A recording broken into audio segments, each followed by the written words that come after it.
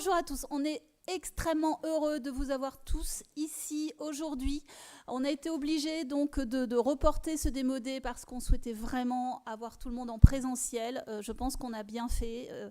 On est ravis aujourd'hui, on sera plus de 120 à participer à ce démodé Blast. En ligne, on attend largement plus d'une centaine de personnes puisqu'il y a déjà beaucoup de personnes inscrites et déjà en ligne. Donc en fait aujourd'hui, plus qu'un événement, je pense que c'est aussi un rassemblement de notre écosystème. Donc les startups, les investisseurs, les corporates, les institutionnels, tous aujourd'hui réunis pour la bonne cause, la deep tech, aéronautique, spatiale et défense en France. Aujourd'hui, donc à l'agenda, on a une belle après-midi dans laquelle on vous propose donc des interventions donc en introduction par rapport à nos partenariats. Voilà, c'est quoi Blast, comment ça fonctionne, qui participe. Et à partir de 16h30 à peu près, nous aurons les fameux pitchs qu'on attend tous. Donc 11 startups aujourd'hui vont pitcher pour vous présenter clairement le meilleur d'eux-mêmes. Donc ensuite on aura une pause au milieu à peu près vers 17h30, je préviens parce que c'est aussi vrai sur YouTube. On reprendra vers 18h pour une fin d'événement à 19h. Voilà. Et les chanceux qui seront sur place pourront profiter d'un cocktail qu'on vous a préparé. Voilà, sans plus tarder, je vais appeler Sandra Budimir, CEO Starburst Europe, qui nous fait l'honneur d'introduire ce démodé.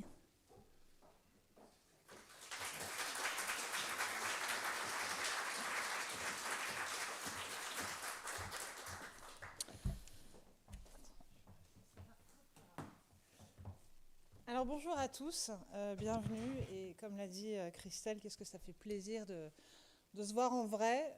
On va pouvoir, au-delà des présentations et des pitchs, échanger et avoir des échanges fructueux pour nous tous.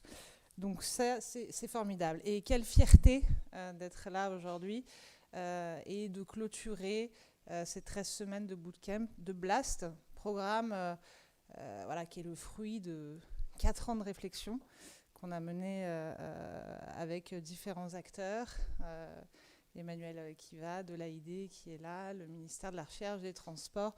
On a cherché vraiment le meilleur moyen de comment mieux faire travailler ensemble les startups et les grands groupes, les startups et les institutionnels, comment ces interactions pourraient être plus fluides. Et comment permettre d'accélérer et d'accompagner sur la durée ces pépites qu'on veut voir grossir sereinement et ne pas dépendre d'un POC, d'un industriel ou d'un segment de marché trop précis, mais on ne veut pas les voir partir trop loin non plus. Et c'est là qu'on s'est dit, en tant que Starburst, que notre rôle, qu'il y avait là vraiment un véritable rôle à jouer et qu'après être né à Paris, on s'est développé partout dans le monde. On a 10 bureaux, dont aux États-Unis, dont à Séoul, dont en Inde, dont à Tel Aviv en Israël, où on a beaucoup appris, beaucoup regardé ce qu'ils faisaient. Et je peux vous dire que dans les autres pays, il n'y a vraiment aucun complexe à financer, accélérer, tenter énormément de choses, avec différents moyens, différents mécanismes. Et on a regardé ce qui, selon nous, pouvait mieux convenir à notre écosystème, à nos besoins, à nos enjeux. Et on a souhaité se rapprocher et faire ça en consortium. On est à l'heure où il faut être à plusieurs, prendre les meilleurs pour monter le meilleur des programmes. Et l'ONERA nous a rejoints, ainsi que l'école polytechnique et la SATT de Paris-Saclay. Et Nicolas Guérineau de l'ONERA, ici présent, on vous en dira un petit peu plus tout à l'heure pour monter ce programme Blast. Et on est très fiers donc, de vous présenter le résultat de ce bootcamp, de réunir cette audience de grande qualité. Je vois que des amis ici. On voit que véritablement, il y a un écosystème. Et ce mot peut faire un peu tarte à la crème et est utilisé à tout bout de champ. Mais ici, on a des industriels, des institutionnels, des journalistes, des industriels que j'ai déjà cités, des start-upers, des chercheurs, tous réunis autour de ce grand projet qui est l'aéronautique, le spatial et la défense française d'aujourd'hui et de demain. Maintenant, comme dirait le petit prince, les grandes personnes n'aiment que les chiffres. Alors, après ces belles phrases et belles intentions, Blast, ce qu'on peut retenir aujourd'hui de Blast, c'est 60 mentors qualifiés qui ont été réunis et qui ont accompagné 15 projets, dont 12 startups et 3 projets de recherche, qui ont été choisis parmi près d'une centaine de candidatures. Et on a sélectionné vraiment pour cette première cohorte la crème de la crème, et vous les verrez pitcher tout à l'heure, d'intelligence artificielle à de nouveaux matériaux, lanceurs, propulsion, communication laser, enfin, que des sujets passionnants et de grande qualité. Ce sont d'ores et déjà 3,5 millions d'euros levés et 15 millions d'euros en cours de levée. C'est 13 semaines de bootcamp, 100 heures de coaching et d'aide à la levée de fonds et au business développement, 100 heures d'expertise de l'ONERA par projet, 80 modules durant ce programme d'accompagnement, et évidemment une direction de programme incroyable, un consortium composé de 4 acteurs que j'ai cités tout à l'heure. On remercie Xavier de la SAT, Bruno de l'École Polytechnique et Nicolas qui prendra la parole au nom du consortium tout à l'heure, et la direction de programme opérationnel au quotidien, grâce à qui tout ça a été monté, créé et a pu avoir lieu, et grâce à laquelle cet événement aujourd'hui a lieu, dirigé par Christelle Astorg qui a introduit cet événement tout à l'heure, accompagné de Mathias Gâteau et de Cécile Josse, qui travaillent avec nos start-upers au quotidien et qui peuvent témoigner de combien ils se sont investis dans ce projet. Alors, on est toujours dans l'anticipation, dans l'après. On est déjà à se demander quel est le next step, quelle est la prochaine étape. Alors bien évidemment, il y a une seconde cohorte, un appel à candidature qui se lance prochainement, et on prépare déjà l'avenir. Il faut que Blast s'étende, puisse accompagner plus de startups, plus longtemps, aller pourquoi pas jusqu'à l'industrialisation, au scale-up, et à un niveau national beaucoup plus étendu, avec un élargissement du nombre de partenaires. Et évidemment, il faudrait être en capacité, la clé, d'investir et de soutenir financièrement ces startups, donc l'évolution naturelle. Et après avoir regardé concrètement autour de nous les fonds existants, aujourd'hui en deep tech et en aérospatiale défense de plus de 100 millions, il n'y en a pas en Europe aujourd'hui. Donc on s'est fixé cette ambition de monter ce fonds également en consortium, en réunissant les meilleurs dans ce domaine, et ça je vous en dirai plus courant du mois de mars, mais on a effectivement ce projet de réunir un fonds de 300 millions d'euros avec un closing, first closing dès l'été. Et une nouvelle fois, comme je le disais, pas seul. Donc la priorité pour que tout cela perdure et ait un sens, c'est de réunir des partenaires industriels et institutionnels. L'AID, l'Agence de l'innovation de défense, nous a déjà rejoints dans ce partenariat. Le commandement de l'espace également. Le CNES nous a rejoints. Et aujourd'hui, c'est avec une grande fierté que nous accueillons notre premier partenaire industriel, MBDA, aujourd'hui représenté par Denis Gardin, que j'invite à me rejoindre. Et on l'espère, qu'il sera le premier d'une longue série, parce que là, voilà, cette deuxième cohorte est le bon moment pour nous rejoindre. Donc merci à Denis de sa confiance.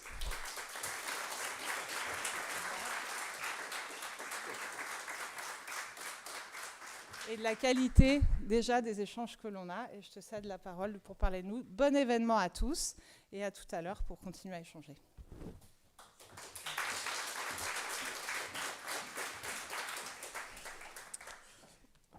Bonjour à toutes et à tous.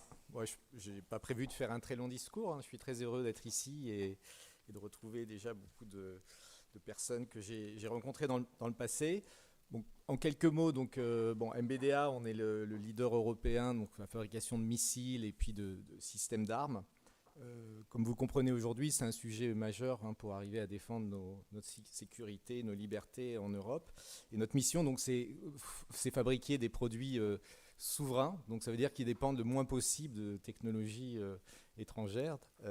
Et donc le fait de pouvoir retrouver en France un écosystème avec toutes les technologies qui vont nous permettre de préparer le futur, pour nous, est essentiel. Ce qui caractérise aujourd'hui notre secteur, en fait, c'est toujours la recherche de la performance absolue. Donc, on est souvent un moteur, en fait, dans les technologies. Pour faire des missiles, c'est un peu la Formule 1 de l'automobile. On va toujours chercher ce qui va plus loin, ce qui va plus vite.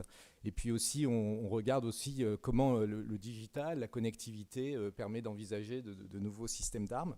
Puis on regardait aussi comment on fait face à toutes ces menaces qui émergent du fait de la diffusion des technologies, comme tous ces petits drones maintenant qui sont une des sources de menaces principales. Donc on essaye de trouver des moyens de contrer contre ces nouvelles menaces. Donc ces technologies évoluent très vite. Vous les connaissez, l'IA, le quantique, les technologies immersives. Elles se nourrissent les unes les autres. Ce qui caractérise notre époque, c'est qu'en fait, aujourd'hui, nos ingénieurs, on a beaucoup d'ingénieurs de très haut niveau, mais en fait, chacune de ces technologies nécessite une profondeur qu'on ne peut pas avoir dans les entreprises les plus avancées sur le plan technologique comme les nôtres.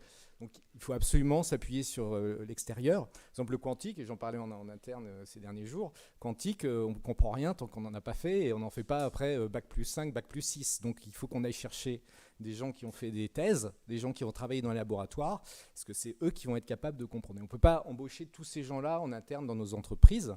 Donc c'est vraiment très stratégique de trouver des nouveaux modes de travail avec l'écosystème qui va des laboratoires jusqu'aux startups. Et startups, c'est un phénomène donc, qui s'est développé avec la bulle Internet, le pic Internet il y a quelques années. Ça existait aux États-Unis, mais c'est aujourd'hui le mécanisme le plus efficace en fait, pour transférer les technologies dès qu'il y a un marché possible. Donc on est en train d'apprendre à fonctionner avec cet écosystème. On a beaucoup d'activités en interne en tant que MBDA, de veille, etc. On voit pas mal de choses. On a des systèmes d'engagement progressif voilà, pour essayer de sélectionner et d'embarquer les futurs acteurs. Mais si on est là aujourd'hui, c'est parce que en fait, on voit ce qui est visible. Donc les startups qui se sont lancées par elles-mêmes. Dans l'aéronautique, le spatial et la défense, en fait, on sait qu'il y a beaucoup de technologies qui sont encore au niveau des labos. Il y a des gens qui vont pas forcément, des chercheurs qui vont pas forcément prendre l'initiative par eux-mêmes de se lancer sans un accompagnement qu'offre Blast. Blast, c'est à la fois capacité de connecter avec les labos universitaires, une connaissance du marché et de l'écosystème qu'apporte Starburst. L'accompagnement de la SATT, de l'école polytechnique sur les méthodologies, donc tout ça se met en place. Donc moi je dis super, il faut y aller, il faut qu'on contribue parce qu'on ne va pas refaire chacun ça dans son coin. On a besoin de ces futures technologies et donc le programme BLAST, donc ce qu'on attend, c'est qu'il donne cette connaissance de l'écosystème donc aux acteurs, qu'il aille chercher les bonnes technologies pour demain et qui donne ces capacités aux acteurs d'être capables de se présenter devant des investisseurs pour pouvoir se financer. Tout ça, c'est complémentaire pour moi des initiatives qui sont menées par l'AID, par le ministère de la Défense, qui s'est doté aussi d'outils pour passer aux étapes suivantes avec des fonds Innovation Défense, Def Invest. Donc, je vois ça de façon très complémentaire. Là, on parle de l'early stage et je comprends très bien que du point de vue de l'État ne peut pas non plus couvrir l'ensemble de l'early stage, faire tous les paris technologiques. Donc, il faut que ce soit des initiatives privées. Donc là encore, j'encourage les industriels, les gens qui représentent le secteur privé, s'il y en a un dans ce domaine, mais au moins tous les gens qui sont là pour faire des paris, pour préparer l'avenir, à rejoindre Blast. Donc encore une fois, je pense que c'est une très belle initiative. Et puis, j'ai hâte d'entendre les pitchs des différentes startups. On en connaît quelques-unes. Et on a hâte de continuer à travailler avec eux et de participer à la prochaine sélection. Voilà, donc très bon après-midi. Et puis, à plus tard si on a l'occasion d'échanger autour d'un verre. Merci. Merci beaucoup, Denis. Merci beaucoup. Ça fait chaud au cœur. Donc maintenant, je vais donner la parole à Nicolas Guérineau, donc le directeur de la valorisation de l'ONERA, afin qu'il puisse nous dire quelques mots, effectivement, du consortium de l'intérieur, on va dire.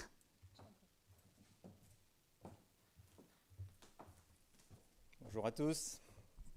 Vous m'entendez? Alors l'avantage de parler après Denis et Sandra, c'est que je vais juste pouvoir compléter sans forcément trop développer. Donc vous l'avez compris, Blast est né d'une collaboration entre Starburst, l'ONERA, la SAD Paris-Saclay et l'école polytechnique, et aussi du soutien de BPI France. Alors il est clair que nous formons une famille, je pense, et nous partageons la même ambition, qui est d'avoir plus de start-up françaises dans les grands domaines deep tech de souveraineté, que sont la défense, l'aérospatiale, l'aéronautique, l'aérospatiale. Alors je dirais que chacun dans ce consortium contribue à cette ambition. Nous avons mis dans Blast, je dirais, le meilleur de nos compétences et de nos talents. Starburst, avec son réseau de mentors, Sandra en a parlé, premier accélérateur mondial de start-up dans les secteurs aérospatial et défense. L'école polytechnique, avec son module de formation à l'entrepreneuriat Deep Tech, que dirige Bruno Martineau. Alors je ne sais pas s'il est là, pas aujourd'hui. Il s'excuse de ne pas venir, il y a Xavier aussi, Xavier Apolinarski. Alors c'est un module qui est dispensé aux étudiants de l'école polytechnique et qui a été ouvert à l'occasion pour, on va dire, tous les projets d'innovation qui sont rentrés dans Blast. La SAD Paris-Saclay qui a pignon sur rue en matière d'accélération et de transfert d'actifs de pays, pour le compte, c'est pas rien, de toute l'université Paris-Saclay. Et l'ONERA, organisme de recherche connu pour ses compétences pointues dans les domaines aéronautiques et spatial et défense, ses moyens de simulation, ses moyens d'essai, vous connaissez les souffleries de l'ONERA, qui sont au premier rang mondial. Alors, Blast existe depuis un peu plus d'1 an et je me réjouis de contempler en fait le chemin parcouru en un peu plus d'1 année pour arriver à ce démo day. Faut savoir que pour chacune des startups qui vont pitcher devant vous, l'ONERA a positionné un expert scientifique pour accompagner les équipes. Et cette organisation, c'est pas faite en un jour. Il a fallu identifier, sélectionner en interne des experts scientifiques en fonction des expertises nécessaires pour chacune des startups. Alors je pense que le travail d'accompagnement maintenant est bien entamé. Il va continuer jusqu'à l'été. Donc n'hésitez pas les startups à continuer à, je dirais, traire les chercheurs ONERA pour récupérer toute la substantifique moelle. Les retours que j'ai aujourd'hui de mes experts sont très positifs. Les sujets sont passionnants, très pointus. Donc on parle de deep tech, mais je dirais de la deep science aussi. C'est à la fois sur le plan scientifique et technologique. Ça nécessite beaucoup de travail aussi d'accompagnement. Il y a des applications qui font briller les yeux, que ce soit dans le domaine de la mobilité aérienne avec des avions électriques ou hydrogène, que ce soit dans le domaine des micro-lanceurs pour accéder à l'espace, ou le domaine de la production de données à partir de capteurs embarqués sur des constellations de plateformes, que ce soit dans l'espace ou sur nos océans. Sur certains dossiers, on a identifié déjà à l'ONERA des perspectives de collaboration plus poussées. L'idée, c'est aussi de s'inscrire dans la durée, avec des perspectives de transfert de technologie, de recherche collaborative, et ce dans un cadre, je dirais, de grands appels à projets lancés par le gouvernement, notamment dans le cadre de France 2030. Alors j'écouterai avec beaucoup d'attention les retours des startups sur l'accompagnement dont vous avez pu bénéficier dans Blast. Je dis beaucoup d'attention parce que pour nous, il faut savoir que, nous à l'ONERA, Blast est une première en matière d'accompagnement systématique de startups. Je peux dire que nous avons changé de braquet là, depuis quelques temps. Nous sommes passés d'un accompagnement plutôt artisanal, sur mesure, à la petite série. Donc pour nous, Blast, c'est le début d'une petite révolution à l'ONERA. Je voudrais aussi mentionner le changement de braquet sur l'émergence de startups et celles qui sont vraiment au stade un peu plus encore plus early stage, ce qu'on appelle les projets d'innovation, qui sont portés par des chercheurs de nos laboratoires. Alors ces projets ne vont pas être présentés à ce Démo Day, mais je l'espère au futur Démo Day. Donc ça permet aussi de parler un peu de l'avenir. Il faut savoir que dans la première cohorte, il y a eu 4 projets d'innovation portés par des chercheurs ONERA. Là encore, c'est une petite révolution.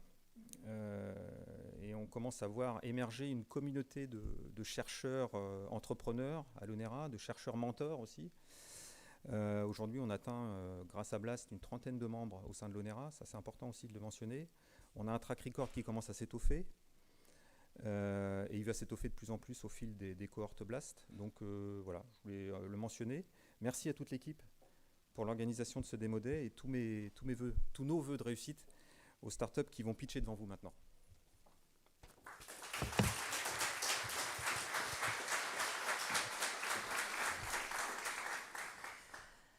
Merci beaucoup. Voilà pour, on va dire, les introductions. Alors, vous l'avez compris, Blast, en fait, c'est pas seulement un programme d'accélération. Effectivement, comme l'a dit Nicolas, Blast, c'est une famille qui s'entraide, qui s'allie pour donner finalement à nos pépites toutes les chances de réussir. Et le cœur du coup de cette famille, c'est l'ensemble de nos startups. Je me tourne vers la droite parce qu'elles sont toutes vers la droite. Elles ont travaillé sans relâche depuis 3 mois pour être prêtes à pitcher aujourd'hui devant vous. Alors leur objectif, c'est vous convaincre du potentiel de leur solution afin que vous puissiez vous aussi leur apporter votre soutien. Alors c'est du soutien financier, contractuel, de networking, mais en tous les cas, elles ont besoin de vous. C'est le moment. So, let's switch in English. It's time to blast. Okay, thank you. Now, each of our startups of the Blast program will pitch 7 minutes. And after that, we will ask for 1 or 2 questions from the audience. The presentation will be grouped in 4 categories: aviation, defense, enabling technologies, and space. There will be a break time between defense and enabling technologies. I just say that. And without further delay, I think, I call Paul Cassé from CAPS, who will present his solution.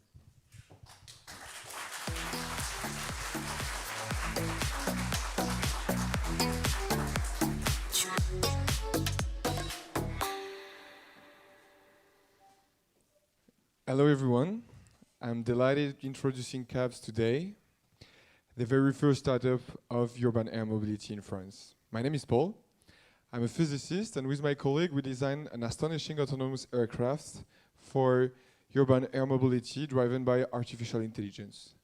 I don't know how long it took you to get here today. Me was 45 minutes while I'm living only 3 kilometers ahead of this position. And that's precisely what we are willing to tackle at CAPS.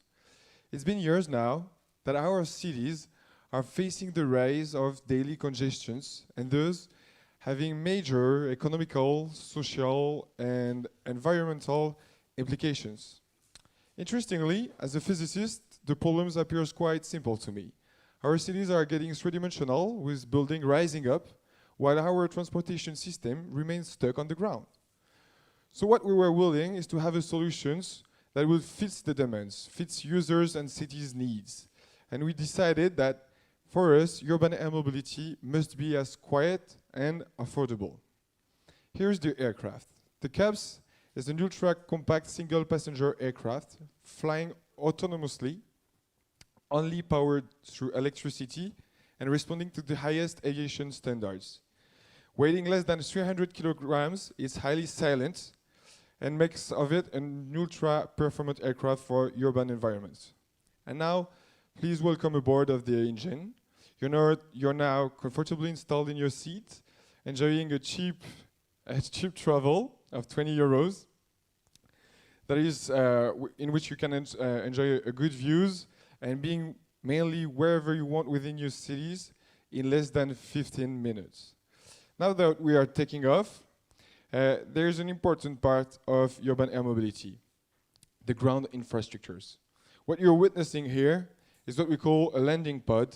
That is a cheap infrastructure that does not recharge the aircraft and therefore no needs for costly electrical linking, and represents an adaptive network for being adapted to our daily needs in the like of sports or cultural events. What is the usage protocol? So you have a centralized stations that gathers at all time the entire fleet. When a customer is ordering a flight through a mobile applications, an aircraft leaves the centralized stations, picks up the passenger in its locations, fly him to its final destinations through an air canal, and finally goes back to the central station. At this moment, the aircraft is undergoing a technical checkup, a battery swapping, and is ready to go for another ride with almost no ground immobilization time. But wait a minute, I'm talking about flying cars for more than 3 minutes now, and there's none of them above our heads. You have some very first eVTOL certified already, and 2023 will be the year for certification scheme released about automations. To secure that, we have EASA on the board, the highest aviation institution security in Europe, and we're working in close relation with DGAC, its French counterpart. I do not need to explain you that the daily transportation market is astonishingly huge. It's set to represent around 200 billion euros, and when times come to have battery price and operational costs to go down, it will be competitive to personal cars and then reach $1 trillion market. The very first application starting in 2025 set the business to be valued at 4 billion euros in 2025.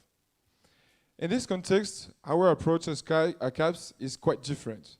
We have a first step where we will be delivering goods before people, benefiting from the high adaptability of our aircraft. Then we will be doing the very first use cases for passenger transportations, airport shuttles, tourism, and then finally going for the big market of urban mobility. All those steps also represents financial steps in the development of the company. The business models is first about direct sales for logistic drones. Our plan is to have 1.2 million euros in sales in 2024. That will be the first tractions for passenger transportations, and finally going for urban air mobility globally. In this market, you have the very first player you can see here. Those are 4, 5 to 7 people's aircrafts that are not able to land and take off properly within cities. It's peripheral applications. And here you have helicopters and e-hang that are more reliable to what we are doing. But as you can see, it's at least for 2 passengers. In this contest, we are the very ones standing for a single passenger autonomous aircraft, therefore avoiding a direct competition while addressing the mass market. And we also have a time schedule that fits regulations evolution. Please welcome to the team. Here are my colleagues Pierre and Kevin. We're physicists passionate about drones. We were building them in our garage, and in 2017, when we've seen the Solar Impulse doing the world tour flying all electric, we decided to challenge ourselves in the making of a huge drone that could carry us in our garage. Now this project became the CAPS company. It's supported by a high-level strategic board with people coming from the aviation field and a diversified team helping us on the key profile required to go on this mission. Now you're witnessing the very first takeoff of a real-scale drone that has been introduced to the world last summer at Vivatech. The next step for CAPS is a fundraise that will be around 6 million euros. 3 of them already have been secured through public grants. And the objective of that is to have an assembly chain to start commercialization of logistic drones and to assemble a demonstrator for passenger flight during Paris 2024 Olympic Games. As a technological integrator, we're working straight with the best players in the avionics fields in the like of Thales and Safran. And regarding our financial partner, we will be seeking the same level. So if you're passionate about what we are doing, you're welcome. Thank you very much.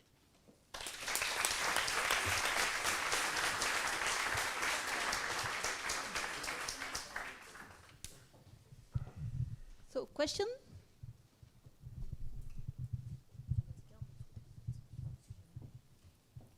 Is there some question in the audience here, over there?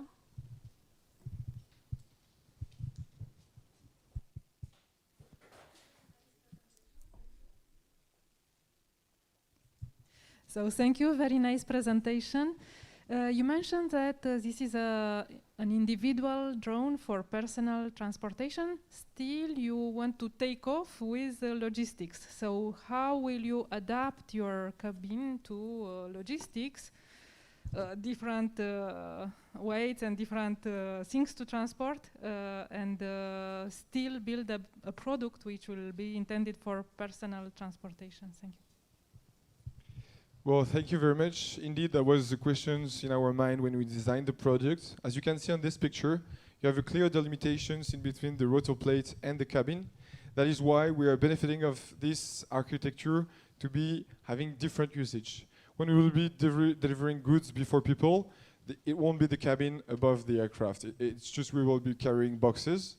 And actually, this is an interesting point because when it will come to certifications, the technology reliability is key for having the authorizations to fly passenger, right? And we will be benefiting for numerous flight hours of our systems that we will be having delivering goods for years before seeking passenger certification.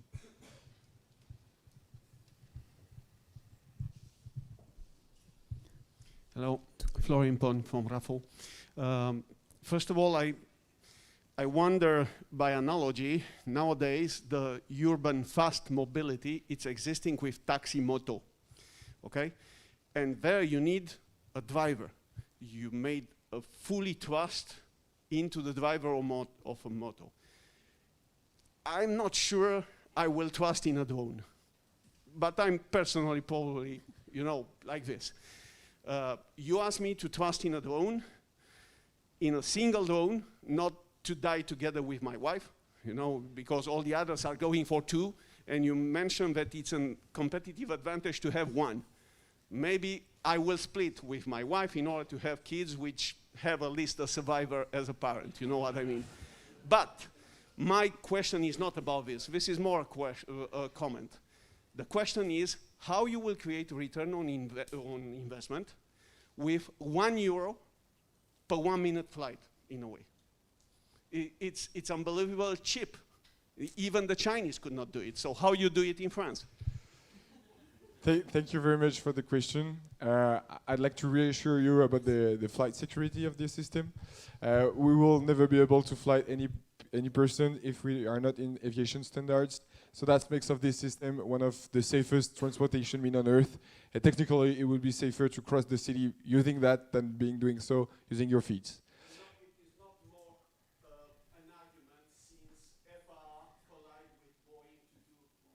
Yeah, we're Europe. No, kidding.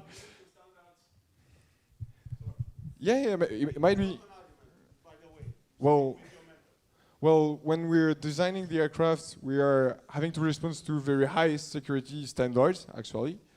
And for the one-passenger features, what we are studying is we went to the root of urban mobility, and 70% of the travels we are making daily in the city, we're making them alone. And interestingly, there is not so much means of transportation for that. The average numbers of people in cars in city is 1.1. So that is a tremendous problem right now. And regarding the very first applications in the airports, 60% of passengers in aircraft are traveling alone also. So there is a market for that. But we will be complementary to everything.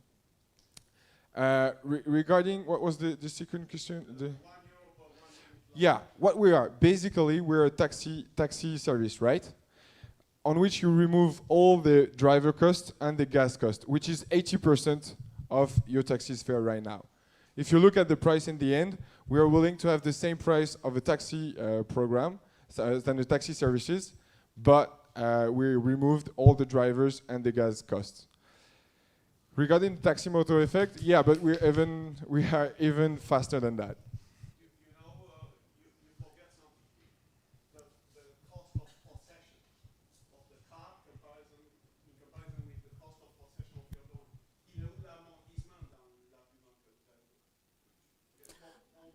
I'm yes, sorry. My pleasure. I think we have to cut the questions. There are more questions in the room, but okay. I invite you to discuss with Paul at the break, and you can go on further. Thank you very much, Paul.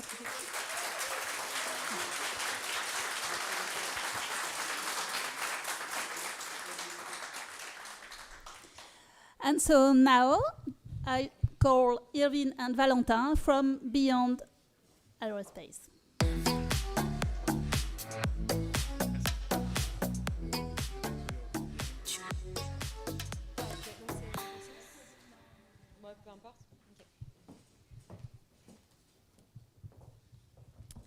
So, hello everyone. We are very excited to introduce Beyond Aero. I'm Irvine Carboriou, Chief of Staff, and this is Valentin Chaumel, co-founder and Chief Product at Beyond. We are convinced that aviation will only be electric in the next decades. The question is when, and that's why we are here today to make the transition happen. To do that, we are using hydrogen propulsion to reach larger range. So you can see on the graph on the left that the number of aircraft is expected to double between 2020 and 2040. In contrast, over the same period, you can see that we are aiming for carbon neutrality by 2050. So a strong contradiction appears. And governments and companies are starting to take actions. We saw at the Aviation Summit last February that 42 countries signed up to a net zero emission target for air transport by 2050, based on fleet renewal and sustainable aviation fuel. But hybrids are not an option, so we need to be radical. To tackle this issue, we believe, we started Beyond Aero. We are based between Paris and Toulouse, and we believe that we need to build the aircraft around the hydrogen propulsion system to make a longer range flight. Instead of sometimes forcing hydrogen into an existing aircraft.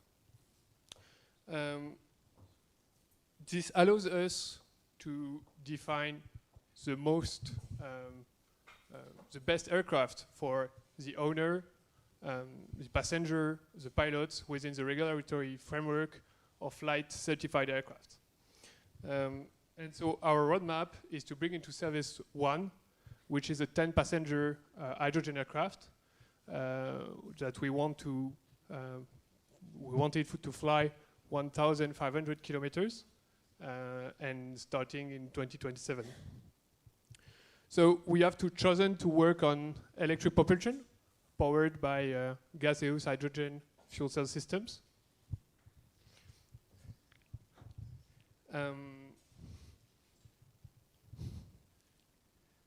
This allows us for zero direct emission and in the same time fly long distances. The overall climate impact of the aircraft is reduced by 90% without any additional cost compared to other aircraft existing on the market. So for us, hydrogen fuel cells are the only truly viable solution for air transport in the future, and we don't have a choice here. So on a market point of view, we have chosen not to address general aviation, which is already adequately covered by battery technologies. And we are focusing on private aviation and its evolution towards premium commercial aviation. This is an already large, fast-growing, and very international market, with more than 60% of the market in the US.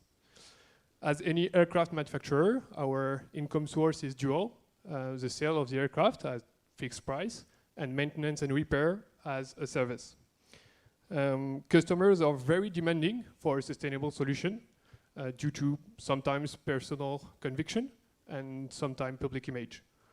We have talked with more than 50 jet owners, and we are very glad to announce for the first time that a few hours ago we signed an $80 million letter of intent for our aircraft for an airline.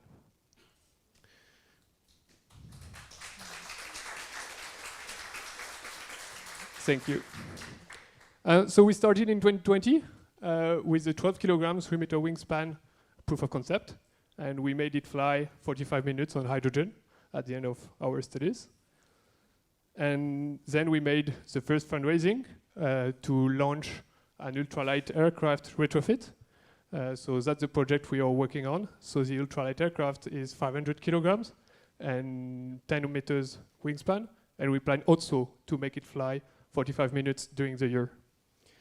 With our partners on this project, we have finished the simulation and modeling and simulation of this aircraft. Now we are working on the powertrain and its test. And before summer, we will undertake the integration of hydrogen powertrain into the aircraft and flight tests. For the following years, we intend to present a demonstrator at 2024 Paris Olympic Games. And our roadmap plans to have our first aircraft certified by 2027. We started with 10 different concepts of hydrogen-powered aircraft without any preconceived idea of what it should look like, except that it can't look like a kerosene-optimized aircraft.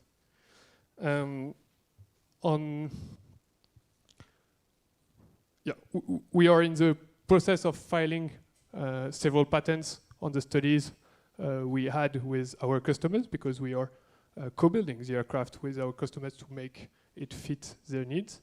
And since we are filing the patents, we must remain cautious about the results before they are filed. But we filed our first patent about electric propulsion integration into an innovative wing design.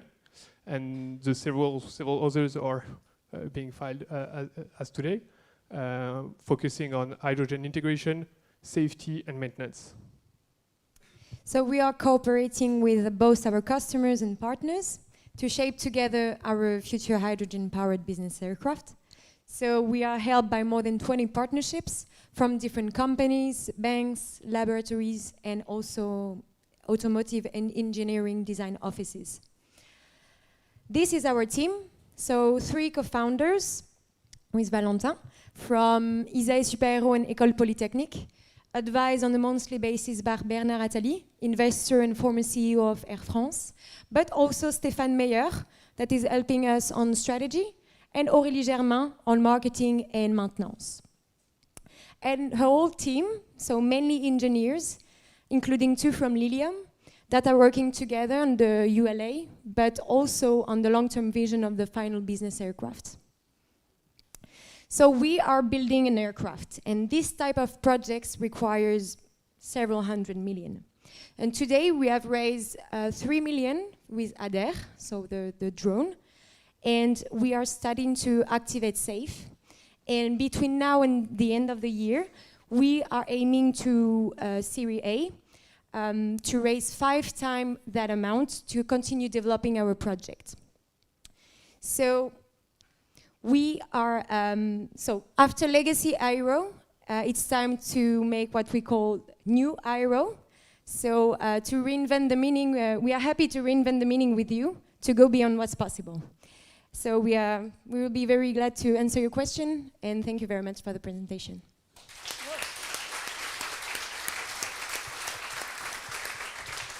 Thank you very much. So we have time for one question, I think.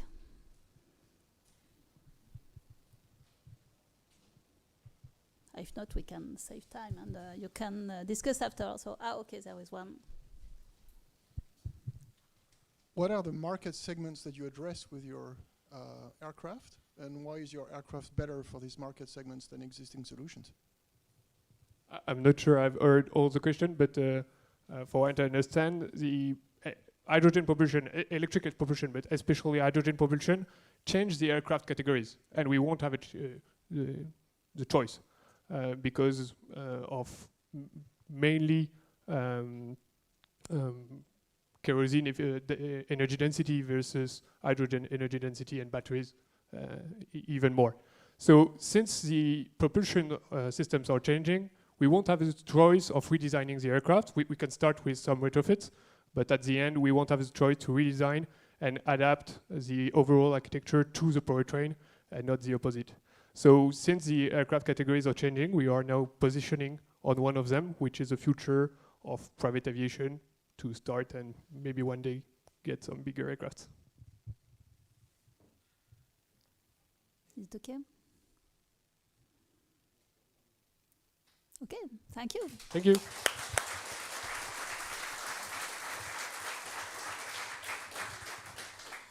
So next project, next startup with Max from Ryze. So it's your turn.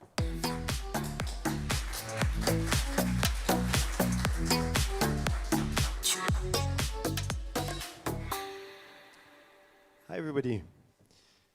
Do you remember when Uber started? Just a few years ago, it wasn't that long ago.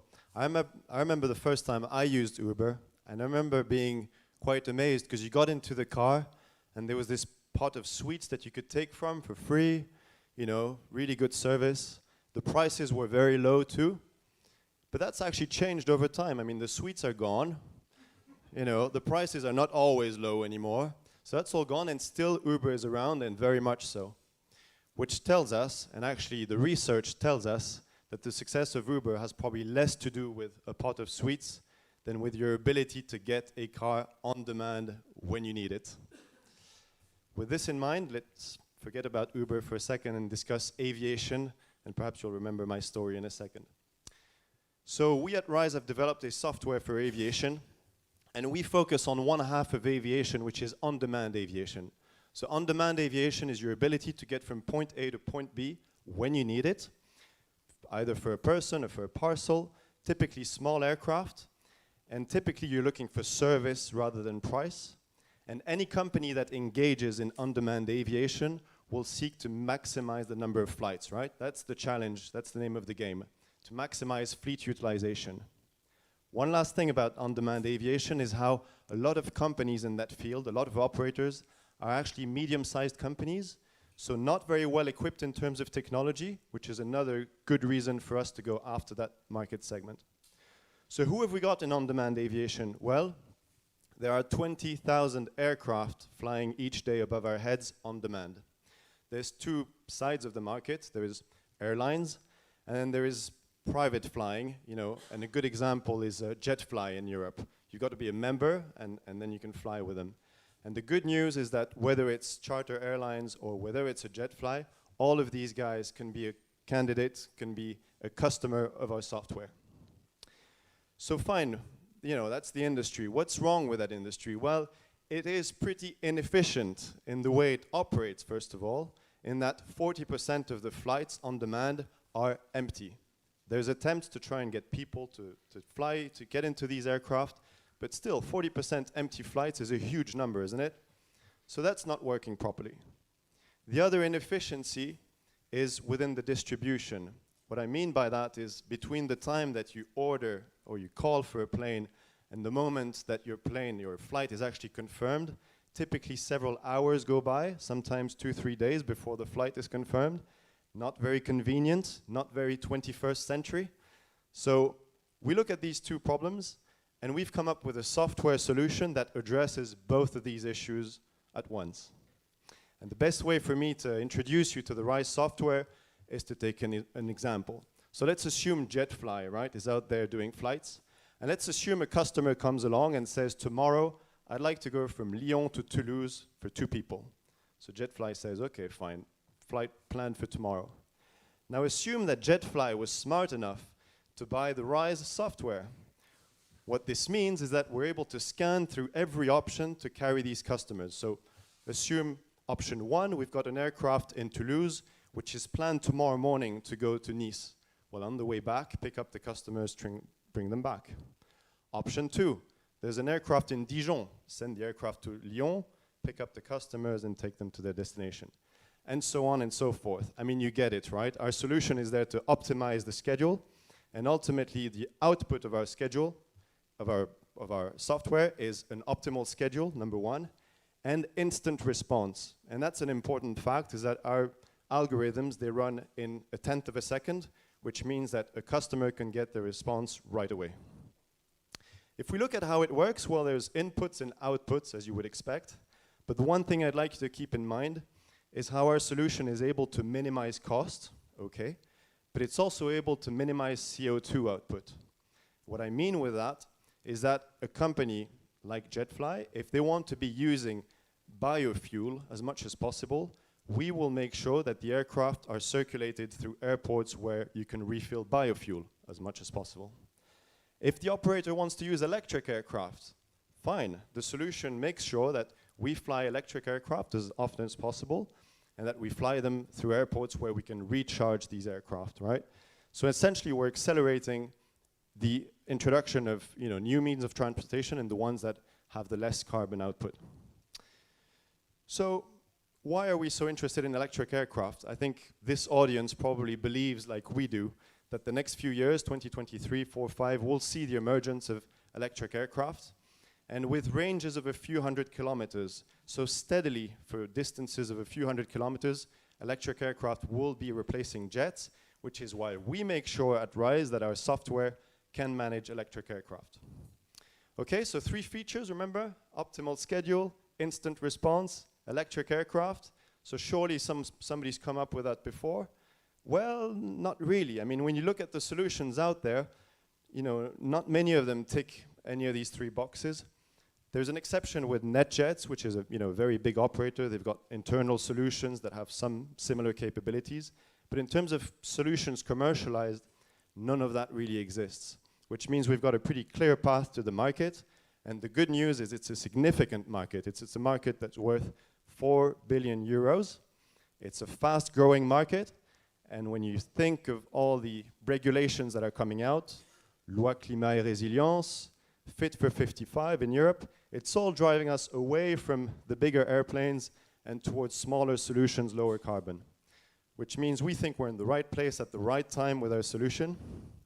In fact, we think we're in the right place in the right time, in the right place at the right time today in this room, because we are here to raise money to take us from our current state until the middle of 2023, which is a time where we're hoping to have fair-paying customers, customers for our software in the form of SaaS.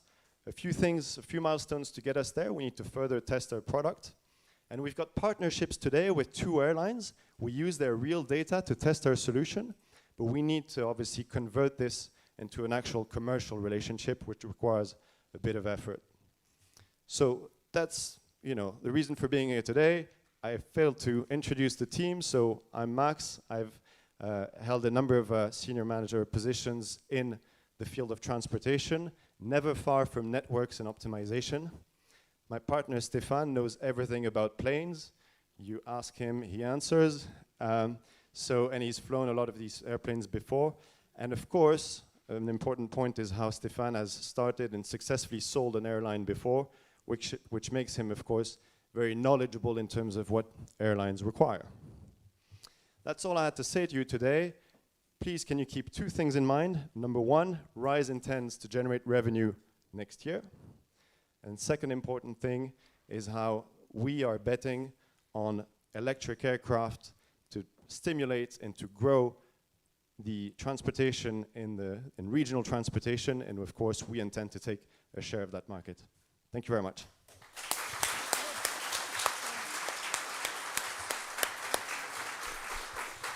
Thank you, Max. Awesome. Is there one question? Yes, we have time for one question. We are very tiny in the schedule. No, it was so clear. So, okay. Thank you. Valentin Belot, the Safran. Just a question for you like this. Is your software could handle the urban air mobility?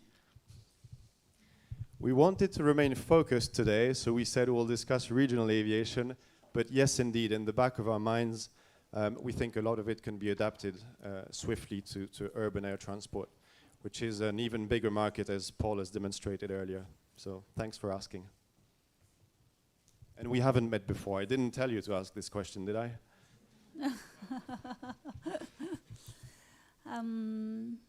Yes, okay.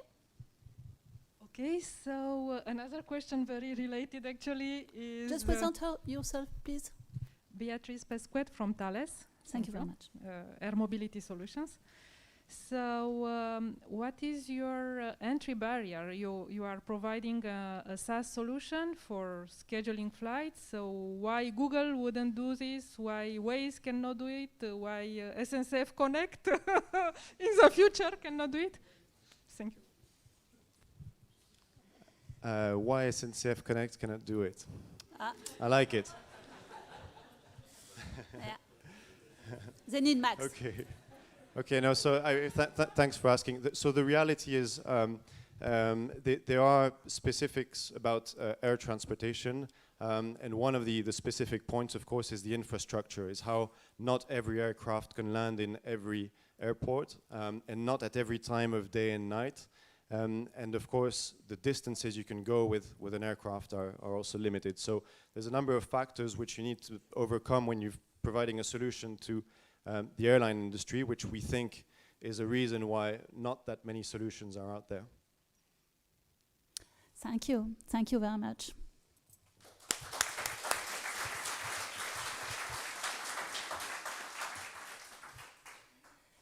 Okay. The last one in Aviator aviation categories. So Benoit from Aviator.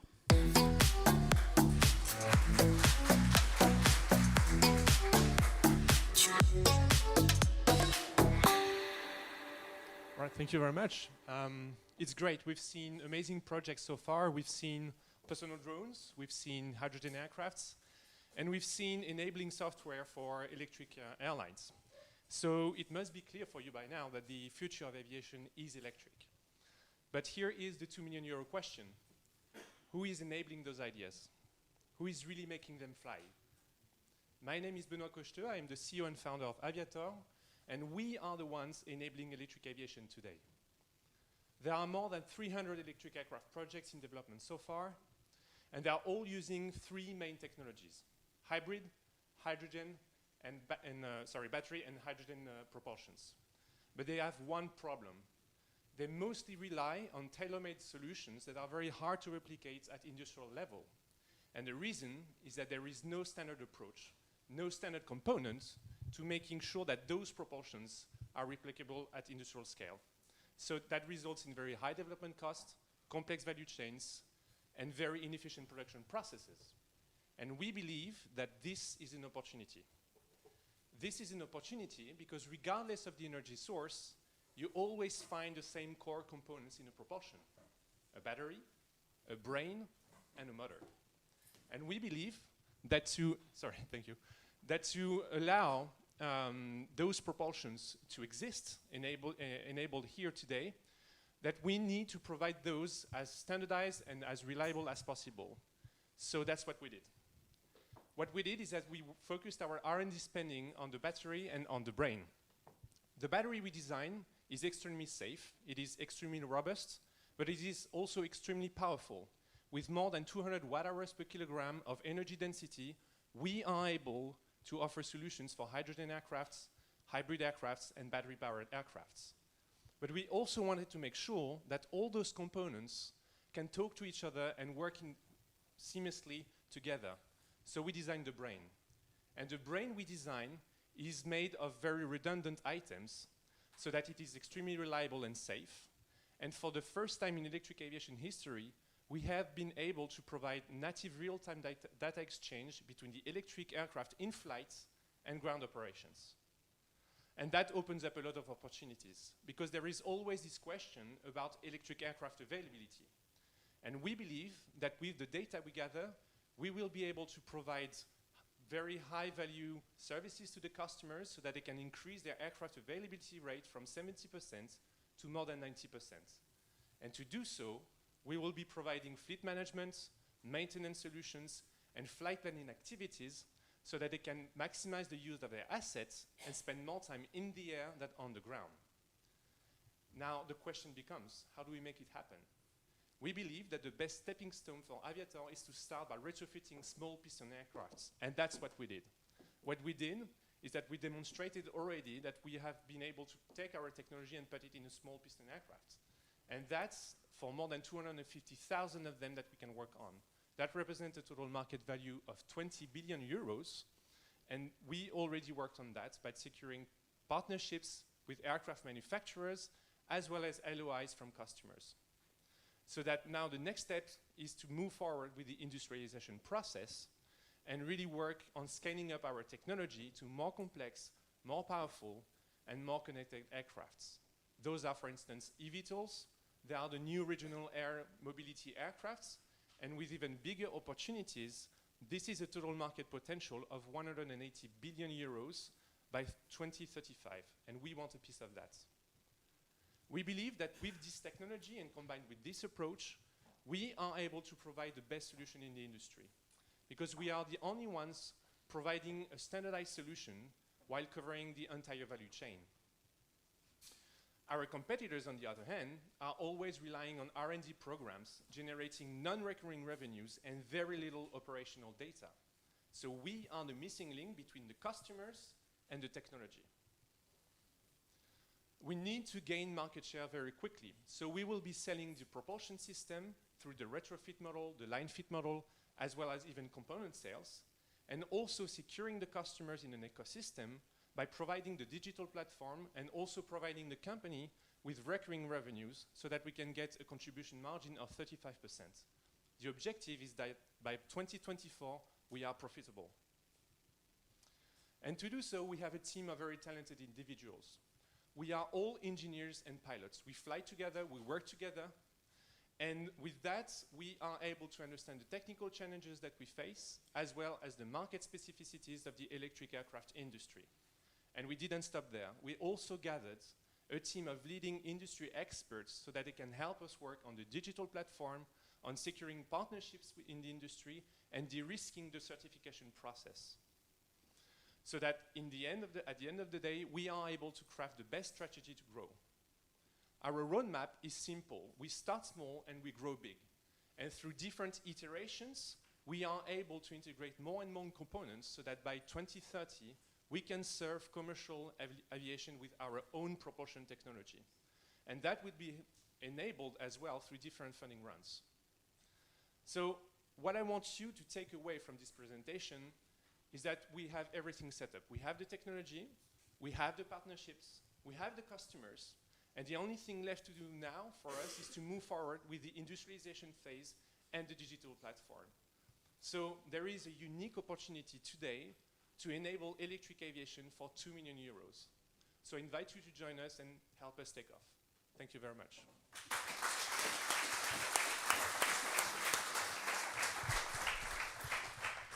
Thank you, Benoit. Thank you very much. Is there any question in the room? No. Okay, it was crystal clear. Crystal clear. Okay, Awesome.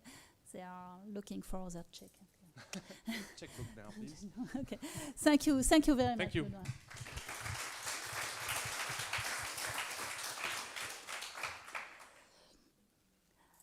So now just change a little bit of the category. New category here, defense, and we have got 2 startups on this subject.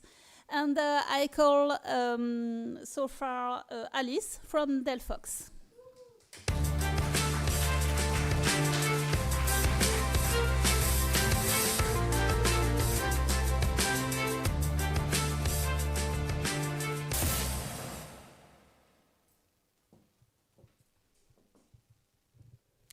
Okay. As humans, how often do we ask ourselves, I shouldn't have done this or I should have done that? Next time I'm in this situation, I won't make the same mistake again. Too often, we ask ourselves this question after the situation actually happens. And that's the same exact way. Okay. And that's the same exact way we program. Okay, okay. So I will take it back. So I was saying, as human, how many times do we ask ourselves, I shouldn't have done this or I should have done that? Next time I'm in this situation, I won't make the same mistake. Too often, we replay scenario in our head after the situation actually happened. And that's the same exact way we program machines to do tasks. What if we can train machines to make the best decisions by themselves with no human intervention? Good evening, everyone. I am Alice Memon, and I'm going to present you Delphox, the AI-first startup pioneering autonomous system to transform the industry. So, as I was saying, the world is evolving. Automatization is not enough anymore to meet the needs and expectations of a smart and a resilient industry. The lack of creativity, the lack of flexibility, the lack of intelligence of traditional systems affect negatively operations. To give you an example, when a drone, a submarine drone gets lost, because it cannot adapt or react intelligently to its changing environment. It's a 15 million lost for a naval constructor. And for a naval constructor, sorry. So, and moreover, it can be a security issue, even more costly. That's to solve this kind of problems that we've created Neurmind, which is a software. Neurmind, which is a software that will train autonomous systems so they can believe and they can react intelligently in a changing environment and make best decisions at the right time to solve problems without human intervention. So the question is, how do we make this possible? Neurmind is powered by deep reinforcement learning, the most amazing AI technology, which goes because for the first time, machines are not programmed by humans anymore to do tasks. They are trained to learn how to do tasks by themselves, relying on their own experiences. With Neurmind, Delphox have managed to implement height-on features to make deep reinforcement learning into a user level. And today, Neurmind is already known by our customer to solve autonomy-related issues. And contrary to our competitor, Neurmind is already adopted for the most demanding markets where our clients come from, aerospace and defense. So, behind Neurmind, 17 people already, mostly AI experts who believe in our CEO vision to lead the next industrial revolution to make autonomy and standard across all industries. So, as I was saying, Delphox is already teaming up with most key players of the defense and aerospace robotics. Our short-term strategy is to consolidate our positioning on these markets and then expand to industrial robotics. Our long-term strategy is to expand on a global market, which is worth actually next to $9 billion, and with a annual growth of 13%. What we are really seeing, what you have to keep in mind is that we are looking to have a worth of 10% this revenue market within 5 years. So to do that, we rely on a top-bottom strategical commercial strategy, because we only focus on big, large account clients, which are more inclined to believe that Neurmind is a must-have and also that can afford it. That's why we already selling our average license 200K a year per user, based on what we are already charging our clients for services. We expect to sell our first licenses by the end of the year, so that we can close next year, 2023, where we believe we are going to make first revenue on licensing, with mensual revenue recurrent around 85 euro. This strategy is already beginning, because right today we already have 11 leads and clients, and have managed to secure 370K turnover. Our order pending activities are estimated at 1.1 million, and we expect to return at least 50% of this amount to complete our 2022 turnover. So, as I was saying, what we expect is to make profit within 2 years, and what you should have in your mind is that we are going to cross the 10 million threshold by 2026, I mean in 5 years. Our roadmap is then to launch our first version in 2 weeks. You can all try it, so that the first commercial version will be live on 2023. The ultimate goal here is to have a Neurmind full online and complete worldwide by 2026. So what we are seeking to do that is a seed round of 4.2 million. We already have secured 1.1 million from our traditional financial partners. We are looking for 3 million from private equity. To finish my words, I want to say that the next revolution is autonomy. It's already happening. Most company already understand that, mostly GAFAM, are investing right now millions today so they can be the leader tomorrow. This is here an opportunity to light on a potential unicorn. Thank you. If you have questions, I'm listening.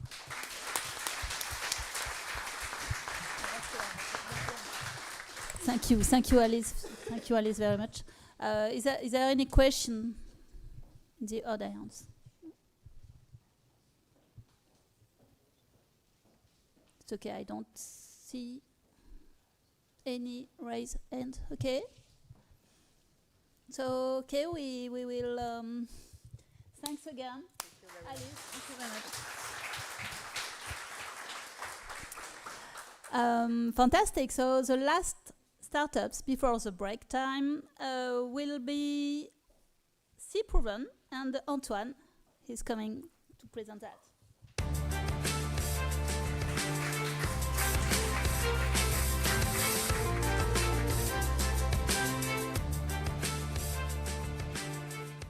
Hello everyone. Sorry, I will be the last one before the break, so I need 10 more minutes of your attention. I'm Antoine Thébault. I'm the CEO of C-Proven, and I'm here to speak about ocean.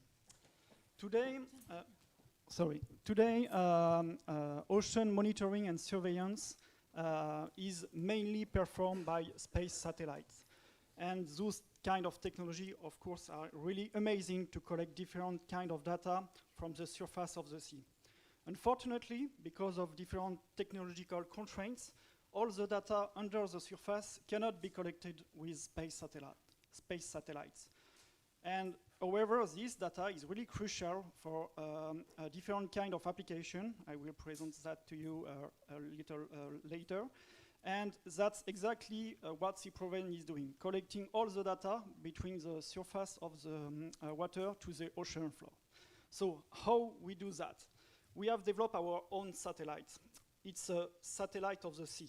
So we speak here about an autonomous surface vessel, 20 meters long, so of course no one on board, fully autonomous, and last but not least, 100% electric. With that platform, we have the capacity to be at sea during 10 months to collect a lot of different kind of data. We did different design choices, of course, and with our solution, we can deploy easily our vessel everywhere in the world really quickly for a cost, an interesting cost. And the key indicator here is today we are sure the data acquisition cost is divided by 50 comparing to traditional vessel with people on board. So our long-term vision is to work on different areas in the world, and on each area we want to deploy a fleet of 5, 6, 10 vessels, depending on the area. And with that, we will have the capacity to collect a lot of different kind of data, and we will start to speak about ocean big data. And our long-term ambition is to deploy 300 vessels by 2028. In terms of business model, our business model is inspired by the space sector because our job is not to sell the boats, but it's to sell the data we are collecting.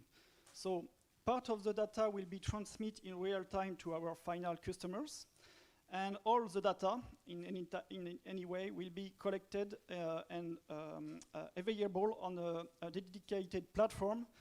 And that's exactly what our customers want. They want the real value, and the real value is the data, not the system to collect the data.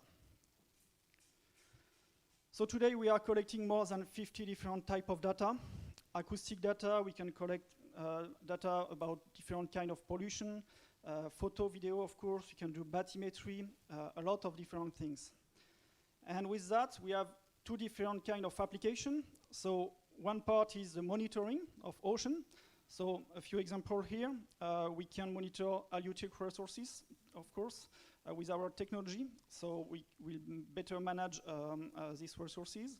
We can track different kind of pollution, like microplastic, oil, radioactivity, as an example. And in terms of surveillance, we can do different things also. We can manage the maritime traffic because we have a large range of observation around our vessel. And we can also do different action in terms of defense because we have this capacity to collect different data in the water column. Our market is growing very fast. We have two important segments. The first one is what we call ocean data platform. So all the company who want environmental data to better understand ocean. So a few examples here, Ifremer in France, of course, Acoban in the Mediterranean region, but also international organization. And for the defense sector, again, the main idea is to complete all the system already in place. So we know the data will interest defense sector actor from the defense sector, but we also open a door if some actor want to buy some vessel, even if it's not our business model at first. So today we have an experimented team, expertise in marine robotics, business, innovation management, and finance, of course. We already have two vessel, operational vessels. So we manage different missions since 2018. So we have almost 20 months of experience at sea. So the solution is already validated. We did some scientific mission mainly today. So as an example, we try to understand and follow different cetaceans in the Mediterranean Sea and monitor different pollutants. And in April, we will start a new mission in France, Portugal, and Spain with different partners to prove that our technology is really interesting. In terms of financial projection, so today we generate 400,000 euros of revenue year. We want to raise 3.5 million euros in 2022. And our goal is to be able to generate 8 million of revenue by 2025. With that money, the 3.5 million euros, our idea is to develop our international market. So we already done different action with international partner in some country we want to be. We need to develop a new data platform, a new one, 3 new vessels also, and to increase, of course, different skills at Sea Proven, like the acquisition protocol and the data management part. And with all that, we'll be able to develop our first constellation of autonomous surface vessel by 2023. So thank you for your attention, and remember, this company is named Sea Proven. Thank you.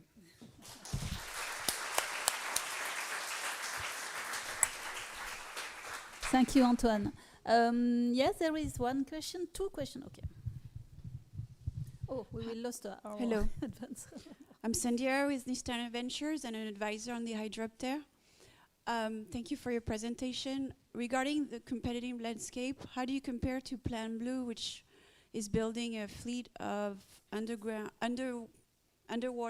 satellites to build like the Google Maps of the sea? Ocean is a really large area, and we will need a different kind of system to collect different kind of data. So for me, there is a lot of project with undersurface system, and the idea is to be in a way in collaboration with those kind of company, because this system will also need, as an example, some interface from the surface to connect the underwater system with the space satellite, for example, to transfer some data and things like that. So we are more in the spirit to collaborate with those kind of company than to say they are competitor. I think there was another question. Hello, Thomas Redley, Thales Corporate. Is it possible to sell your sensors to existing civilian vessel, for example, to capture freely most of the data?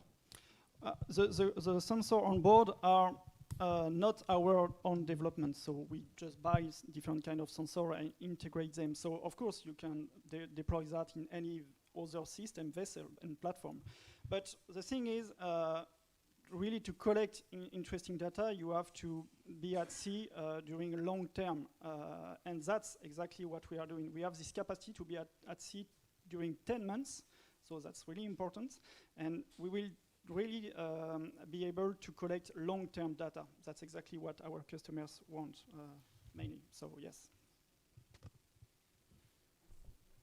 Okay, I thought there was another question. I think we can take it. Okay, over there, Beatrice. 3 questions. Yes, we have just, we are in advance, so. Thank you very much. It's really a curiosity because I remember 4 months ago when you launched this program, so you presented, actually your colleague presented the company as drones on the sea.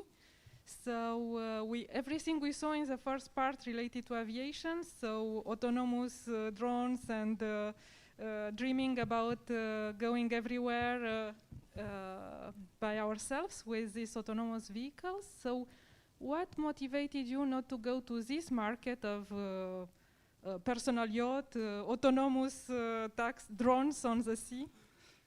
There is different kind of businesses who do that. We are doing that, of course. But our business model is more about collecting data. It's what we want to do in a way.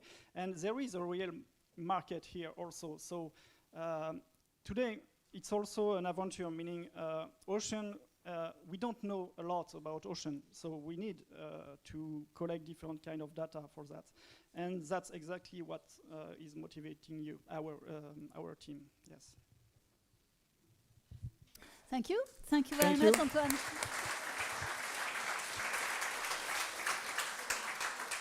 Okay, so I see we can take a break time, 20 minutes, if it's okay for everybody. So we resume in 20 minutes at 5:45.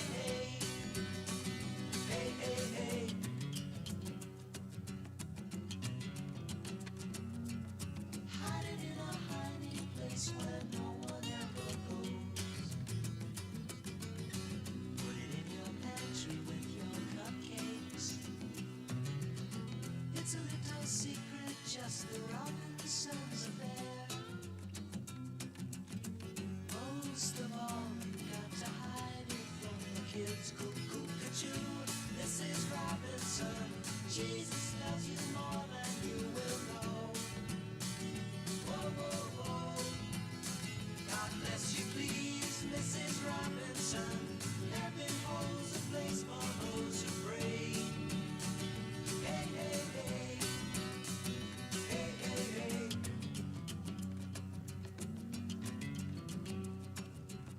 Sitting on a sofa on a Sunday afternoon, going to the candidates' debate.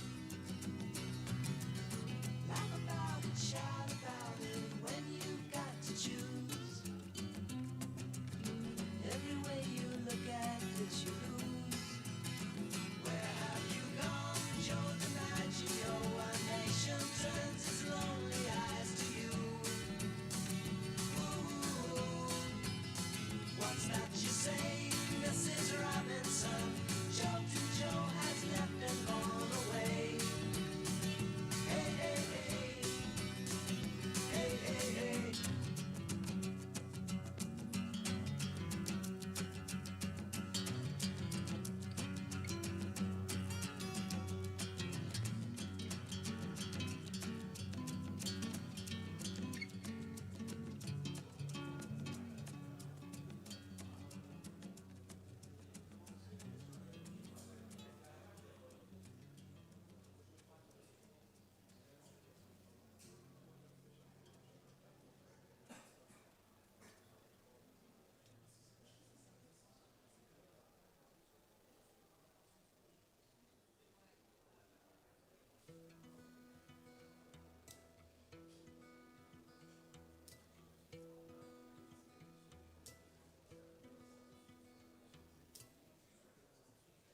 My lady Dapanbi,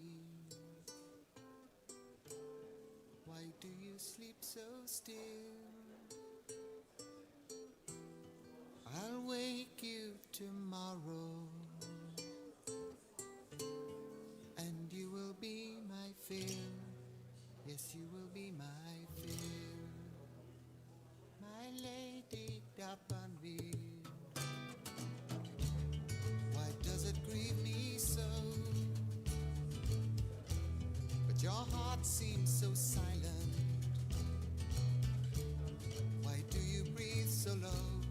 Why do you breathe so low? My lady Dapanbi, why do you sleep so still? I'll wake you tomorrow, and you will be my fill. Yes, you will be my fill.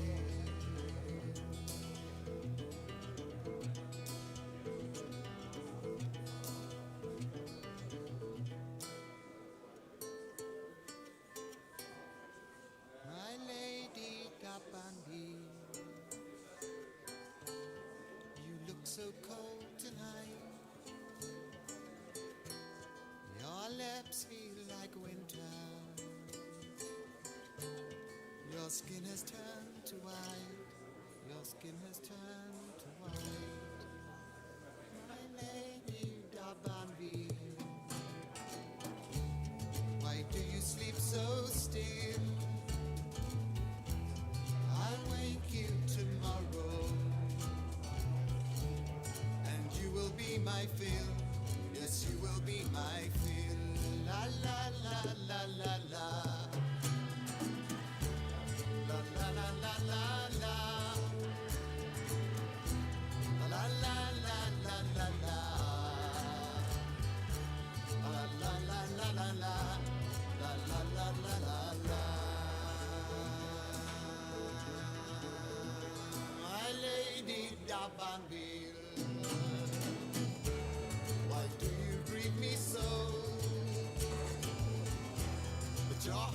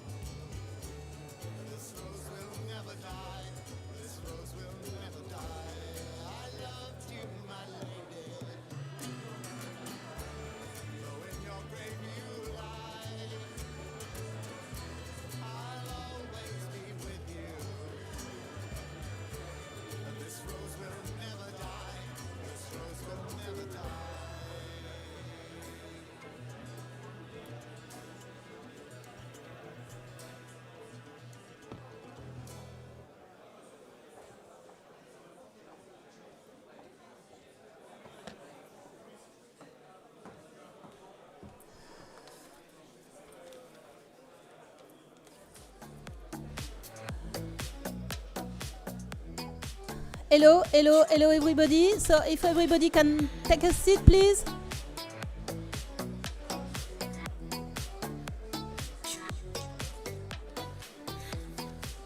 To the second part of this fabulous afternoon. And we will be soon also in line on YouTube.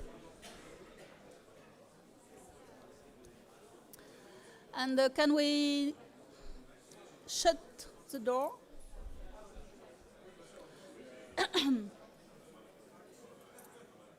On ferme les portes? Oui?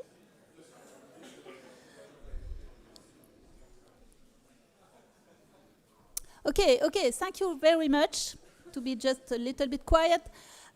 We are switching now to another category, which is enabling technologies. And if everybody ready to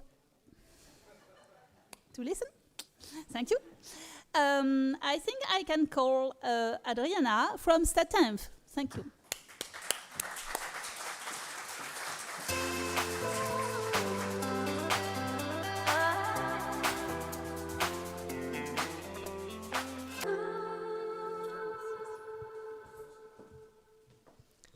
Hi, I am Adriana Gogonel, CEO and co-founder of Stative. Stative is a spin-off in RIA addressing the world of embedded system with a software based on statistical analysis. The world of embedded systems is everyone's world. All the locomotion we may use has an embedded systems. In the air or in space, on Earth or under the water, we use it every day. We use it in medical care, we use it in logistics, and we will use it more and more every day. What do we bring in this world that already exists? We bring safety. We eliminate probabilities that an Ariane rocket will explode or that a Toyota car or other electrical car will have unexpected acceleration problems.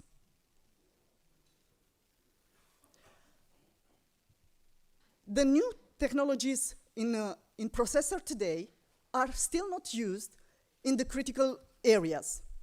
Why is that? Because there is no solution today to analyze its temporal behavior. The same goes for the increasing complexity of the programs. There is no solution scalable to be able to analyze it. This brings back into the light the operational safety, which means for the critical domains, certification problems. In addition, the development cycle for a system in embedded systems world today is very long. From the same reason, all the processors used in the critical areas are today oversized. Stative proposes, through its statistical software, Rockstat, a solution to analyze and to use the new technologies in critical areas. It allows, used in a design phase, it allows to reduce considerably the development cycle. It gives more time to developers to spend on their developing and not on debugging. It reduces the time to generate proven results for high-level certification requirements. And it also, the Rockstat, it may be used for no matter what programming language. The market we are still targeting today is the embedded system market. It is a growing market that market estimates for 2025 to 116 millions.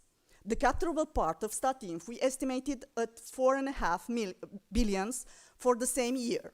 But this is only the first market we are targeting. We are then going for the industrial Internet of Things, which includes the one of embedded systems. The competition we may find on the first market we are going are two societies. One is not scalable and the other one is too intrusive. But this is only the first market where we're in. Where we are going to face people from like Dassault System or MATLAB, but they will be on the other side of the development product of the V.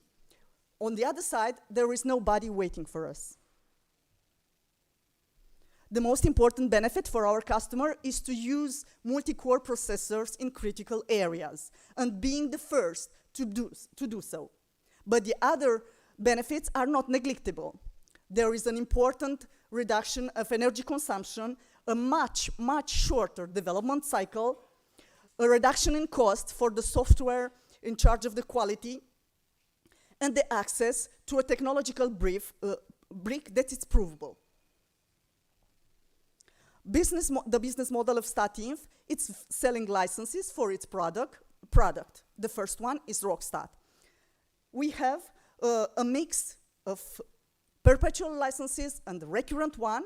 We will have enterprise, for example, recurrent for 10 users, and the premium perpetual for 1 user, where the recurrent part will be the 20% of the maintenance for each year, starting the second year. The turnover of our society, it's consistent with the capturable part of the market. We are estimating it.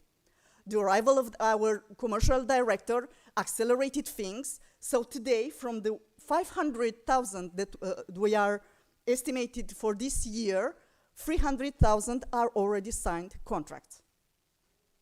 The team behind this, it's 7 people today. We are 2 co-founders, Mon Associate, it's a famous name in the embedded system area. And we started by picking up engineers from those 2 fields. Once we did that, we realized that we were missing a commercial profile of our team. So this is when our commercial director stepped in. We also have an advisory board. It's very close to us and gives us every month advices on commercial, technical, strategical, and treasury advices. 2 years after the creation of the society, we are much further on our timeline than we expected. We have a product that we can sell. We have clients already for it. And most of all, we have a French ecosystem that is supporting us because they are becoming aware that a French solution will gonna solve a problem that nowhere in the world it's solved today. To be able to step up our speed and to go on that side of the V next to Dassault system where everybody's waiting for us, we need to do a fundraising. We estimated for 24 months our needs to 2 million. So I can only add, let us open the way of the future technology for you. Thank you.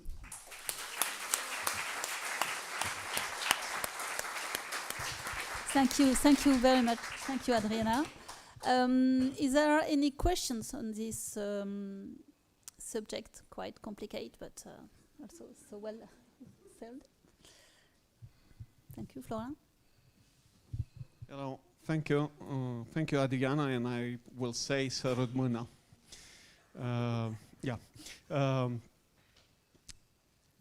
Do you know, and are you working with Numalis? I do know the name Numalis, and that I think we are not concurrent, if this was the question. Yeah, that's why. Yeah. I think you could be very complementary. Yes, they are going on graphical analysis. They are the first correcteur d'orthographe et de grammaire de code. Okay. And now they are certifying artificial intelligence.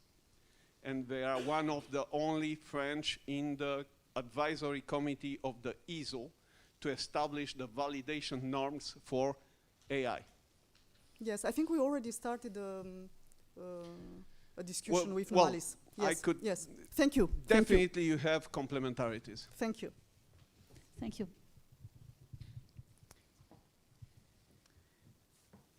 Is there other question? No? Okay. Thank you very much, Adriana.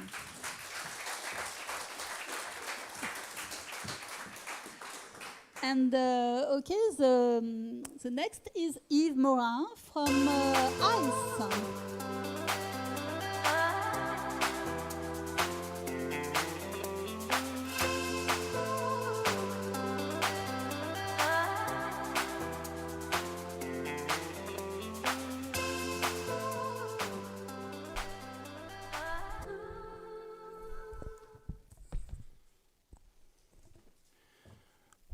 me recevez fort et clair?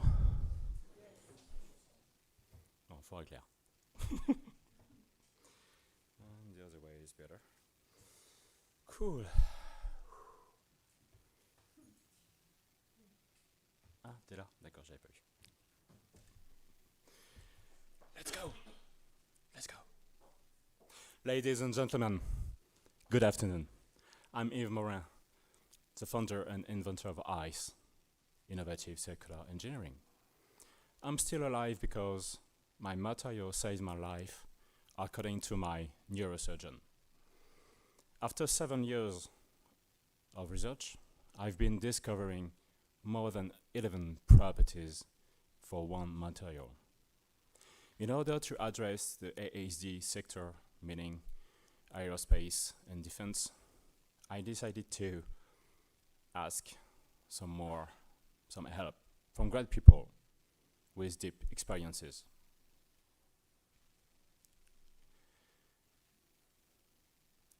Last century, humanity could use nature without thinking of any consequences. Now, we are responsible for the future of our children. In my company, we believe we can build different. The solution is ICE-Tech, a high-performance technology able to lighten, reinforce, and above all, decarbonize space, air, sea, land, transport, and even more. In 2019, we made tests on real conditions that prove the added value of ICE-Tech with foils and frame that are made with carbon, epoxy, and ICE-Tech. We are very fortunate because our technology is mixable with everything.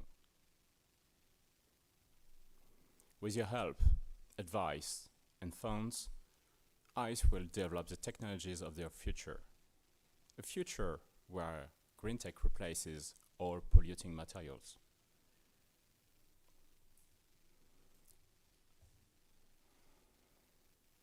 Do you know any material able to reinforce carbon fiber and also 40 times lighter than carbon fiber? ICE-Tech does. And more, as you can see.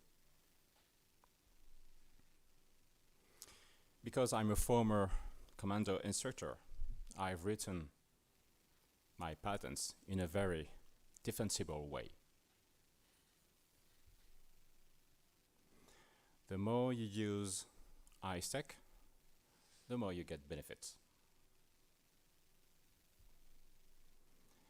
Carbon fiber and aluminum are some excellent materials, but ICE-Tech has a wide range of high performances. ICE belongs to a huge market, the lightweight market material. We are very fortunate to play in a 12 billion market with a huge growth rate at 26.5%. To better explain to you what I'm doing, this schema shows you that first we will go on logistics applications because it's a quick turnover business model. And after that, we will have time to develop the high value added applications that are, as you can see with the pictures, margin oriented.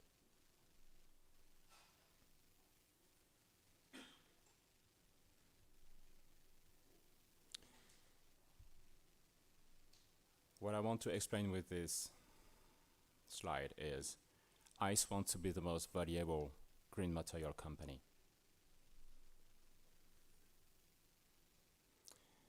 The sales will begin in about 3 months with the logistic applications. And because I'm a rigorous engineer, I want to go through a new test program with ONERA, the Navy, Airbus, and what you can see down there, Hydropter, which is the fastest sailing boat on Earth. 55.55 knots. Is that correct? Good. The owner is right there. Cool. It's the best aeronautic test bench in the world, and it's my close partner. We are lucky. In order to go deeper and accelerate the engineering process, we need 3.5 millions to go faster, longer, and everything. We can do by ourselves, but slower. To sum up, ice makes lighter, stronger, more competitive, and decarbonized and energy efficient materials. Yes, you can take a picture. Lovely. And with your help and advice. Yes, I'm out of the presentation. So, ladies and gentlemen, I'm so grateful for your attention. I would love to share this adventure with great people like you to make our planet green again. All together, we can make the shift. We can make the great jump, into a world of high tech that respects our planet and delivers high performances. Investing in ice is more than investing in technology. It's investing in the future of our children. Are you ready for the adventure? If yes, you are very welcome to come on board, ladies and gentlemen. Thank you.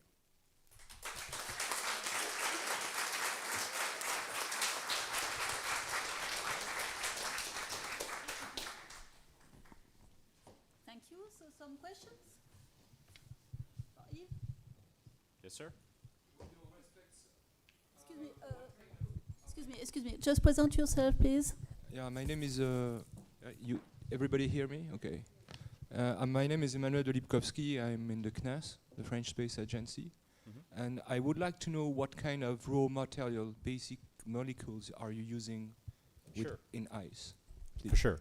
It's a magic mix. I'm going to not to tell you today, but in a wide range, I use cellulose. Okay. And inside the cellulose, I put additives, not always natural, that are able to reinforce. And at the end of the development, I will make everything with biotech technology. So basically, it's cellulose reinforced with nanotechnologies. And then, at the end, it will be biotechnologies developed with also nanotechnologies. That's why we are so strong and so wahoo. Yes. Okay, another question? Florent there. Yes, sir. Hello, Florent Pon, RAFO. So you claim that with cellulose, you reach the same ultimate tensile stress like aluminium and 3 times less than the carbon fiber. If I well remember the table you present, you said 1 plus for IC, 1 plus for aluminium, 3 plus for carbon fiber, and 2 plus for steel. Yep. So this means that with cellulose, you have the ultimate tensile equal to the one of aluminium. Yes, exactly. Just because it's this is wow. Yes, it is because I can't tell you the secret. I would love to tell you, but we have to get married first. I'm sorry. I'm a woman only. I'm sorry.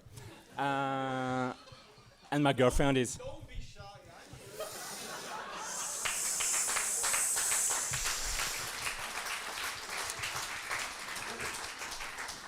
My girlfriend is on your right, 2 meters from you, so. Wonderful. Yes. Okay, so let's go. It's not cellulose yet to know for sure. It's cellulose with plus plus plus with additives that can be able to reinforce. Okay, it's between 90 and 100%. I have no ring, so come on. Thank you, Yves. Thank you very much.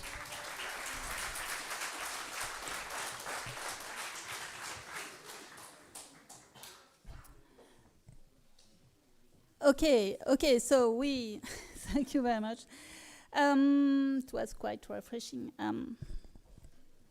So now space, the last category for our BLAST program, and we are very proud to call just now Sylvain from Hyperspace.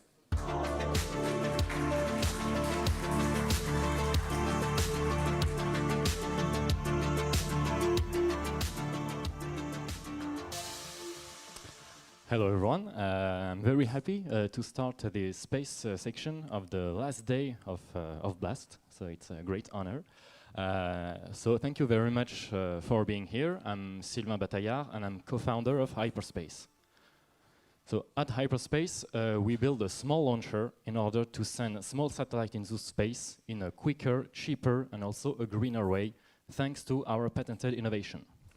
For this, we are a team of 5 associates with various background, skills and experience, complementary. And we are working together since 2018 now, and we are a team of almost 15 people based in Bordeaux. I'll speak a little bit about SmallSat. As satellites are getting smaller and smaller due to the miniaturization of electronics, rockets stay the same. Big, heavy launchers that cannot answer the launch need of those small satellites. Because when a small satellite is launched on a standard heavy launcher, he's considered as a secondary passenger. He can't choose the orbit destination nor the launch date. And more than 1,000 of those small satellites will need to be launched every year for a market of approximately $18 billion. And the forecasts are growing each year. Those small satellites operators are all very different from each other. We have a single satellite mission and constellation satellite mission. We have academic and research and also commercial applications. They're all very different and they all have different needs. For instance, an academic and research operator will favor a cheap launch on a standard heavy launcher, whereas a commercial application will prefer a dedicated launch on a micro launcher in order to be in space quicker, to be profitable as soon as possible.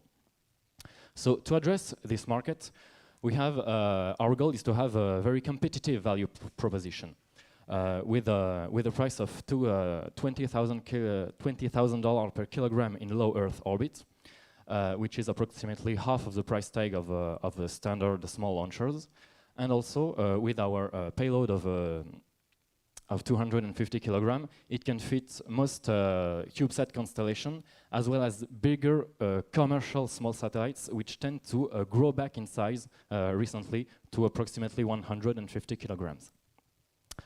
Also, due to the simplicity of our launcher and our architecture, it can be built very quickly and in advance, and it allows a very short delay between contracting and liftoff. Since the main part that drives the cost of a launcher is the engine, our competitive advantage comes from our very unique propulsion technology. Currently, there are 2 propulsion technology in space industry, solid and liquid. Both has completely opposite advantages and drawbacks. On one hand, we have liquid propulsion, which is very efficient, it's modulable, but it's quite expensive due to its complexity. On the other hand, we have solid propulsion. Solid propulsion is cheap and simple. However, we cannot modulate thrust, and we can't even turn off the engine. But a third propulsion technology exists, hybrid propulsion. Hybrid propulsion has advantages of both solid and liquid propulsion. It's cheap, simple, we can modulate thrust, and it's also greener than both solid and liquid. However, it's not widely used because it suffers from technological barrier. This technological barrier impedes its propulsive performance. At Hyperspace, we developed an innovation. This innovation allows to yield the maximum performance of hybrid propulsion to make it the best of propulsion technology. It's simple, cheap, powerful, efficient, and with a low carbon footprint. Here is a very simplified version of our innovation. It allows maximum combustion efficiency and high mass flow rate during the entire burn, providing propulsive performance similar to liquid propulsion for only a fraction of the cost. This innovation has been analyzed and validated by the experts of DGA as well as ONERA. It's not only CGI and pretty pictures. We've also done a few testing. We have some demonstrators we tested on the testing infrastructures of the DGA.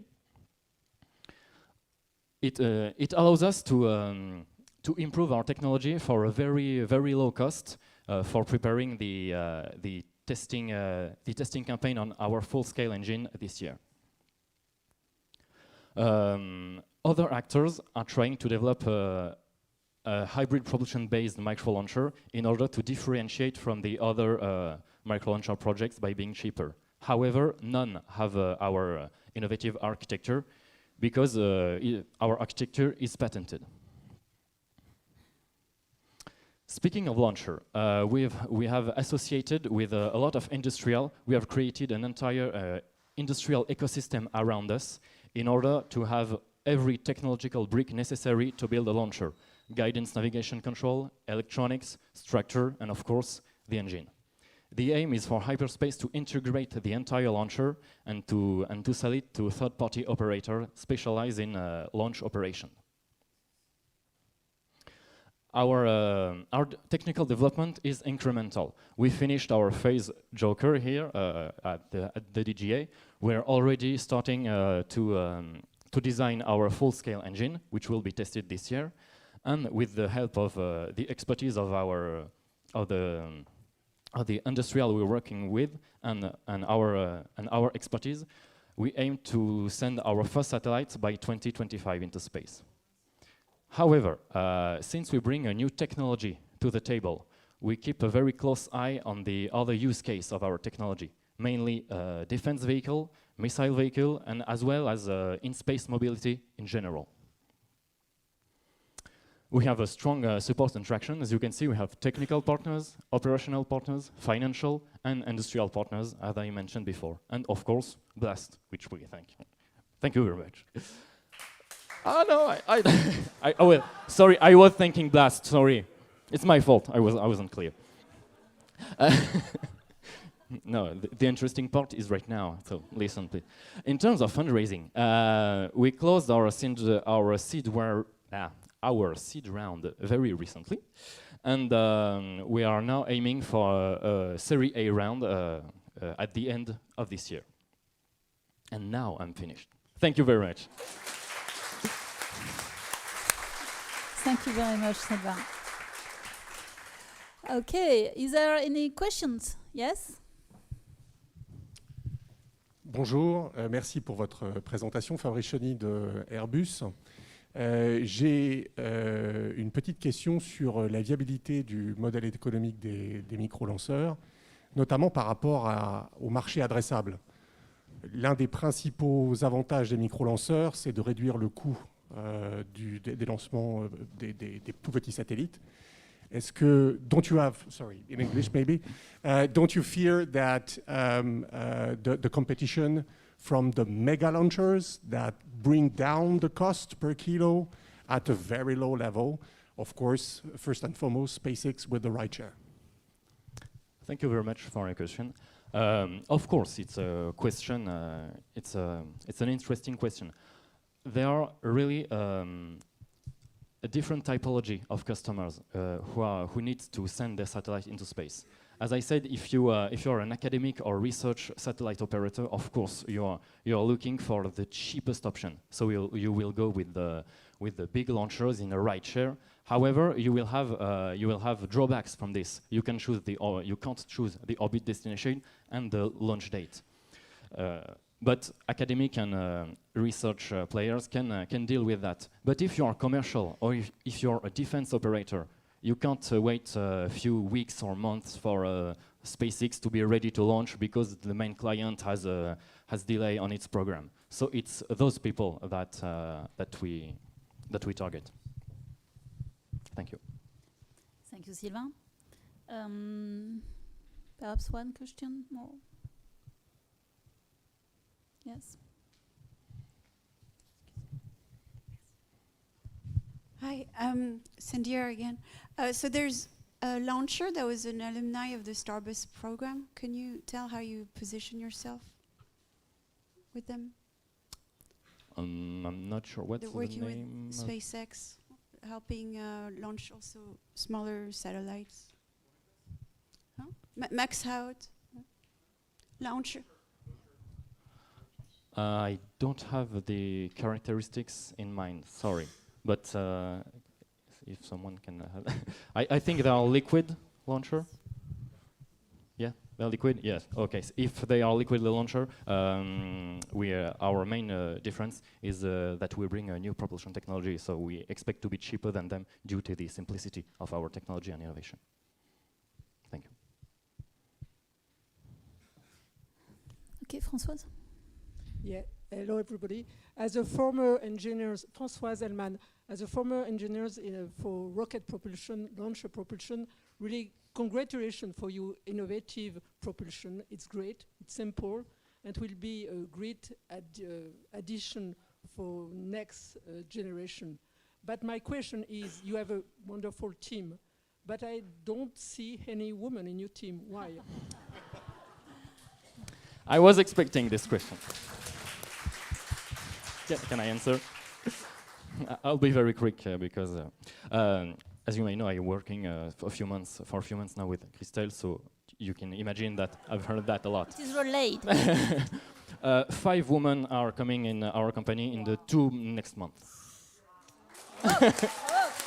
Thank you. Great, thank you. Thank you very much, Sylvain. Yes, but yes, it's quite the same thing in space category. We don't have any CEO female, so it's quite a pity. But it will change very soon. And now, yes, Jean-Edouard from Miratlas.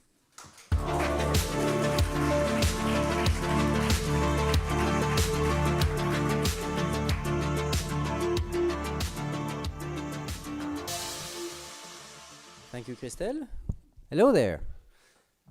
We're Miratlas, and what we're interested in is broadband internet fiber to the home. And right now you're wondering, this guy is supposed to talk to us about space. Well, it depends on your definition of home. Our definition is the whole Earth, Moon, and Mars. So it's a wide definition. And in order to crack this issue of broadband internet to all this big home we're building for ourselves, we need to crack the issue of atmospheric transmission. So I'm Jean-Edouard Communal, co-founder and CEO of Miratlas, with my associate Frédéric Jabet, and we have a great team of young PhDs with Maxime and Yewan. Now on Earth, more and more people are using more and more bandwidth. We've all seen this in the last few years. Still, there are more than 2.9 billion people that have no connectivity whatsoever, let alone broadband. So what can we do about this? Broadband relies on light propagation, which goes through an optical fiber. This is the most efficient way of sending information. The difference between light and radio is that light has at least 2 or 3 orders of magnitude more capacity than radio, but radio is a lot easier to deploy. So they have different use case. The use case for fiber optics is that of the core of the network that links different data centers together. The use case for radio or copper is for the end user connectivity. And as you know, right now, SATCOM is still using radio, including for the link to the ground. So it means that it's limited in its functionality to edge network. if you use optical inter-satellite links, you have core network capabilities in space, but still a huge bottleneck to the ground. So you have two separate networks. What if we used laser to connect the ground core network to the space infrastructure? In this case, we have one single core capability on Earth and in space. So if you look at this slide again, the most important number to me is the smallest one. I'll give you a hint. The total capacity of SATCOM was only 0.7 terabytes per second. That's less than a 1,000th of the internet capacity. So clearly there's a lot of room to grow. So what do? We cannot use a fiber to connect the ground to space. The laser will have to go through the atmosphere, around clouds, despite the atmospheric turbulence. So we have to find a path around it. It turns out astronomers have been doing this for many, many years. But they build the observatory on the top of a mountain in desert where the atmosphere is thin, stable, and dry. They also use adaptive optics. So we took a page from the astronomer's book. Well, actually, we took the whole book, and we added a few chapters to make an instrument that would provide complete characterization in a turnkey package with telecom-grade stability, reliance. But the database and the data center and the internet exchange point are not located in desert in top of the mountains. These customers need data to activate their routing systems. So we're also the first company to provide atmospherical data as a service. The three main markets are astronomy, which is the traditional one, which is moving towards automated robotic telescopes. But there's also a market in air quality because turbulence has a critical impact on the dispersions of pollutants. Now, if you look more into the lasercom market, currently there's about 650 teleports which are feeding the existing satellites. So just to keep up with the growing demand in capacity, there will need to be at least 5,200 teleports by 2030. Our solution is the only complete one on the market because atmospheric measurements is complex and difficult. It requires a wide array of different instruments, and we're the only one providing a complete solution. Our revenue model is in 3 steps. Currently, we're mostly selling equipment. But we're also selling data as a service, and we're the only one to do so. Our main customers for this are people that are looking for low cost or just more convenience because they're not specialists with the equipment. And our goal is to provide forecasting based on the database, proprietary database which we are gathering to offer short-term forecasting and routing assistance for core networks. Our customers include leading space agencies, research institutes, equipment manufacturers, SATCOM operators. And in the short 4 years since the creation of the company, we've turned €20,000 investment into over 760,000 euros revenue, and also won 300,000 R&D grants from CNES, notably. So if we pivot from a hardware sale to data as a service, we accelerate our growth dramatically and can keep up with the market request. So right now we're raising a 2 million seed for business development or sales effort, and also for the network development of a core instrumentation structure which will build a necessary database for forecasting. This will give us 3 main barriers to entries: the infrastructure, the network of instrument itself, the atmospheric database, and the machine learning algorithm providing forecasting and routing. The goal is to be able to enable full optical networking from space to Earth and provide a complete global infrastructure for high-speed internet. So that one day we might be able to say that we've provided tight beam for Earther, Martians, and Belters. Thank you very much.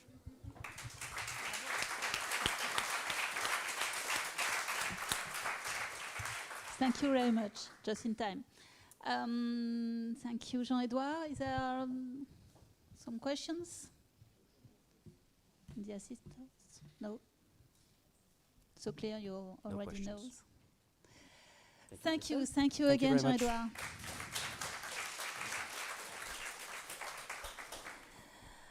Okay, the last one of the day from space, Venture Orbital System with Stanislas Maximin.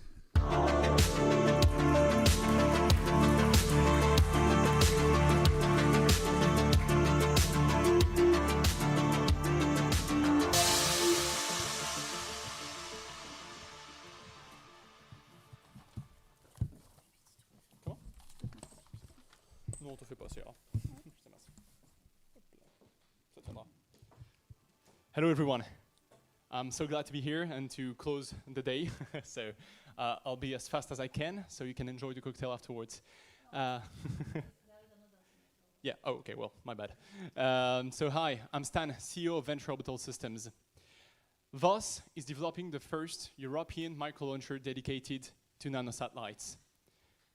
Zephyr, the launcher that we are building, is going to answer the needs of every nano and microsatellites in the market. Basically, what they want is a reactive, a dedicated, and an affordable service at dedicated orbits. That's what we are going to provide them with our rocket Zephyr. But we are not only building a rocket, we are also building much more than that. We are building a seamless space infrastructure to accelerate the development of new space ideas, because our mission is to be able to accompany every entrepreneur, every company from the start of their satellite mission to the exploitation of their data. And we can do that thanks to our team, our technologies, and our partners to reduce dramatically the time to orbit at a fraction of the cost. But why are we building that? Because we have a huge problem currently on the market. As Sylvain said, right now, satellites in the last 20 years, like your phones, got smaller and smaller, cheaper and cheaper. But the rockets only went bigger and bigger. We end up shipping satellites in a massive truck at one single orbit instead of a fast door delivery. And that's absolutely crazy because the market is booming. We've seen a massive growth in recent years. In the last 3 years, we have seen more than 150 companies being created in the industry, 150 operators. We've also seen an annual growth in these last 3 years of around 19% of nanosatellites launched. And according to Euroconsult, we are going more than 3,000 satellites are going to be launched before 2029, and that's why that's not supposed to be here. Yes, sorry for that. That's this huge market needs a dedicated ride to space, and that's why we built Zephyr, a 15 meters tall launcher with a capacity of only 70 kilograms into space. We took a radical approach to the design of the product. We massively use additive manufacturing for complex parts, such as our rocket engine, but also focus on the industrialization and the operation to end up with a competitive and profitable service. We also design rockets like software to shorten the development time and make fast iteration launch after launch. But a rocket is as good and as cheap as its rocket engines. What we do is that we designed in less than a year a fully 3D printed rocket engine called Navier in our team.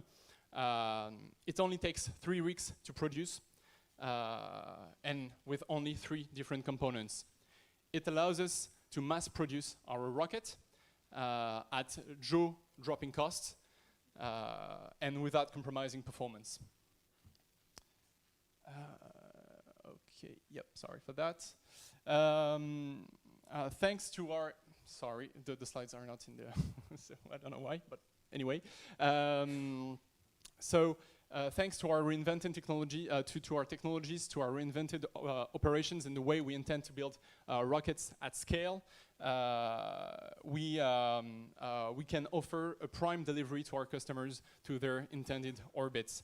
What we do is that we can reduce time to orbit from up to 15 months from traditional actors down to only 6 from the first contact to payload in orbit. We also are the only launcher, we will be the only launcher capable of putting nanosatellites at one dedicated orbit. It's not currently possible on classical rideshare launches, even on SpaceX. And we also take every need of our customers from the very beginning of their mission, so they can end up with an experience that is as lean, as simple, and as fast as possible. And we go back, sorry for that. Because our vision is to accelerate the time to orbit for our customers while lowering dramatically its costs. What we do is we do not want satellite operator to focus all their resources on the development, on the space upstream of their project, and that's why we built this infrastructure. So we can accompany every entrepreneur, every company to focus on selling the data, finding customers, while we can take care of their space business. And here, it's really not the slides anyway. Well, sorry for that. So, yep, we already built our first rocket engine, Navier, fully 3D printed. It will be tested in the summer. We will also design, build, test and qualify almost every component and subsystem of the rocket in 2022 and 2024. We will then assemble the first rocket engines, our first stage, our second stage, and test them in almost real-world condition. Eventually, we will assemble in 2024 the first Zephyr rocket and launch it in space in late 2024. The last phase will be dedicated to the iteration and improvement of Zephyr to increase payload capacity and lower the cost months after months. Because our objective is to be able to launch up to 50 rockets per year. And that will lead us to start the development of a new next generation launch system able to reduce further the cost of our space infrastructure for our customers. And let's see, yep, okay, sorry for that. We spent the last 2 years in an incredibly hard environment. Lots of competition, lots of people judging us, no intent from the beginning to help us from the beginning from big players in the industry. But we fought hard to be heard. We believed in our vision and our technologies. We designed and built a launcher scale rocket engine in less than a year. We inaugurated our first factory. We recruited more than 30 top-notch engineers from everywhere around France, all over the world, from every background, every experience. We also surrounded ourselves with the best seasoned experts from the industry. We are also going to double the team in the next 3 months. We partnered with wonderful startups, wonderful SMEs, wonderful big players to even go faster and further. And that's why we will achieve our vision, which is somewhere here. Sorry for that. That's why we will achieve our vision, which is to develop a seamless space infrastructure to accelerate the development of new space businesses at a fraction of the cost. Thank you very much. And very sorry for... Thank you, Stanislas. Thank you, thank you. I think you said all. So yeah. Is there any questions? Yeah. Hi. Okay. Alessia Tomatis from Eutelsat. Sorry. So thanks for your presentation. You are talking about the mass production of rockets. Yeah. What about the sustainability of this? Oh, that's a great question. It's actually one of the most important questions for the next years for space industry. We see sustainability in 2 ways, Earth and space. As for space sustainability, we are deorbiting everything that we put into space from our company. This is an engagement that we have, and in less than 5 years, so way less than the required amount of time. And for Earth now, we are using propellants that can be that are not as clean as water, but it's still the same kerosene that can be used in your planes. But the biggest amount of pollution comes from the production, and of course that's where we focus the most to reduce our footprint. For that, we are partnering with many partners from the industry, using non-toxic. Also propellants, non-toxic products to reduce the footprint, and also sourcing every component almost 90% from France, so we can reduce the time of delivery, and the other 10% are from Europe, so it's also just not far from us. And we want also to produce the rocket almost entirely in-house for the full production phase, which means that we can control almost every part of the emission that we can emit, and we want to reduce that as much as possible. Thank you, Stanislas. I think it's over. Thank you very much. Thank you. Alors, attends, je vais prendre ça.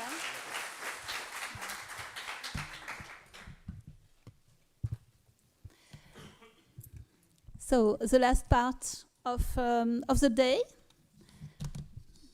excuse me, which is a conclusion. So I will switch again in French because the conclusion will be in French. And ok, so je vais y passer. Donc on est absolument ravis du coup d'accueillir pour conclure notre événement. Alors comme vous l'avez vu aujourd'hui, je pense qu'ils ont tout donné. Ce que vous n'avez pas vu, c'est finalement une grande partie de la promotion de Blast, qui est une partie des chercheurs qui ont fait donc une première année avec l'école polytechnique pour, on va dire, conclure finalement préparer la création de leur start-up. Il y en a quelques-uns dans la salle, hein, et on espère qu'ils seront là l'année prochaine pour faire notre prochain démodé. Et donc, tout ça pour dire que le lien entre les chercheurs et les startups, pour nous, il est vital.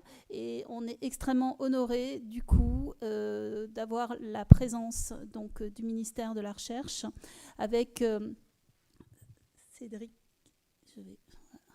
Cyril Moulin, que j'appelle donc pour me rejoindre, qui est adjoint à la DGRI et chef du service de la stratégie de la recherche et de l'innovation.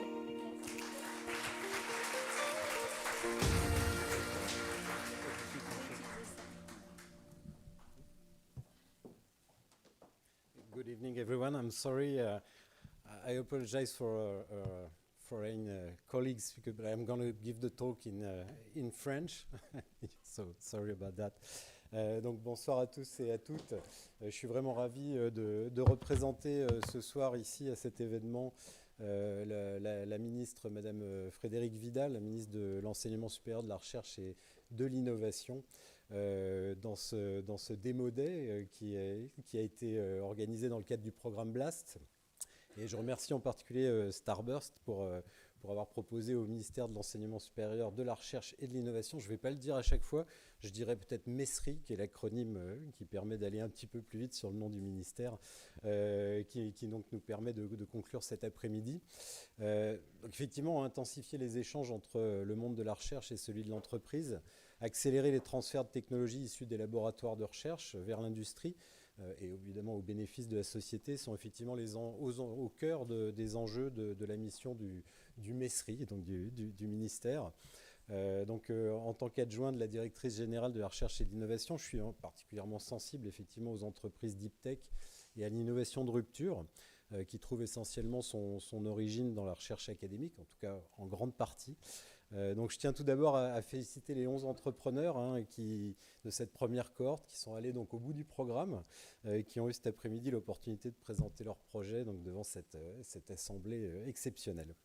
Donc si j'ai bien compris, vraiment le point d'orgue de ce programme d'accélération intense que vous venez de vivre ces derniers mois, ce Demo Day, permettra, j'en suis sûr, à la plupart d'entre vous de poursuivre cette aventure entrepreneuriale, grâce au soutien des investisseurs et puis des clients industriels ou institutionnels. Donc je suis vraiment rassuré de voir aussi, et c'est quelque chose d'important, qu'effectivement malgré la crise qu'on vient de traverser, j'espère on a fini de subir, effectivement les filières aéronautiques, spatiales et défense n'ont pas été impactées en termes d'esprit d'innovation, de dynamisme et de créativité. Et ça c'est vraiment important parce que c'est vraiment des secteurs d'excellence de la France. J'ai été également frappé par la répartition géographique des entreprises qui ont été présentées aujourd'hui. Au-delà des régions, des grandes régions aéronautiques historiques, ça c'est assez remarquable. J'en profite d'ailleurs pour remercier la région Île-de-France qui, aux côtés de l'État, à travers de BPI France, apporte son soutien financier au programme BLAST. J'encourage d'ailleurs d'autres acteurs territoriaux, s'ils sont présents dans la salle, des conseils régionaux, des universités, d'autres SAT, des pôles de compétitivité, à profiter de ce programme BLAST pour développer effectivement leur écosystème aéronautique, espace et défense sur leur territoire. La valorisation de la recherche au travers de start-up innovantes comme celle présentée aujourd'hui impacte directement la créativité et la création d'activités économiques et d'emplois dans les territoires. Et donc il faut effectivement en profiter autant que possible. Et cette solution présentée aujourd'hui me semble vraiment bien adaptée. Donc les projets qui ont été présentés aujourd'hui pour cette première cohorte montrent à quel point le programme BLAST est efficace et je suis vraiment convaincu que la majorité d'entre vous réussira avec brio des levées de fonds importants pour devenir les futurs leaders de la deep tech de demain en France, en Europe et puis évidemment à l'international. Donc en seulement 13 semaines, si j'ai bien compris, les 4 membres du consortium ont travaillé, donc avec Starburst à l'initiative, ont travaillé à accompagner de façon vraiment remarquable avec l'aide des mentors qui ont contribué aussi les candidats à ce programme.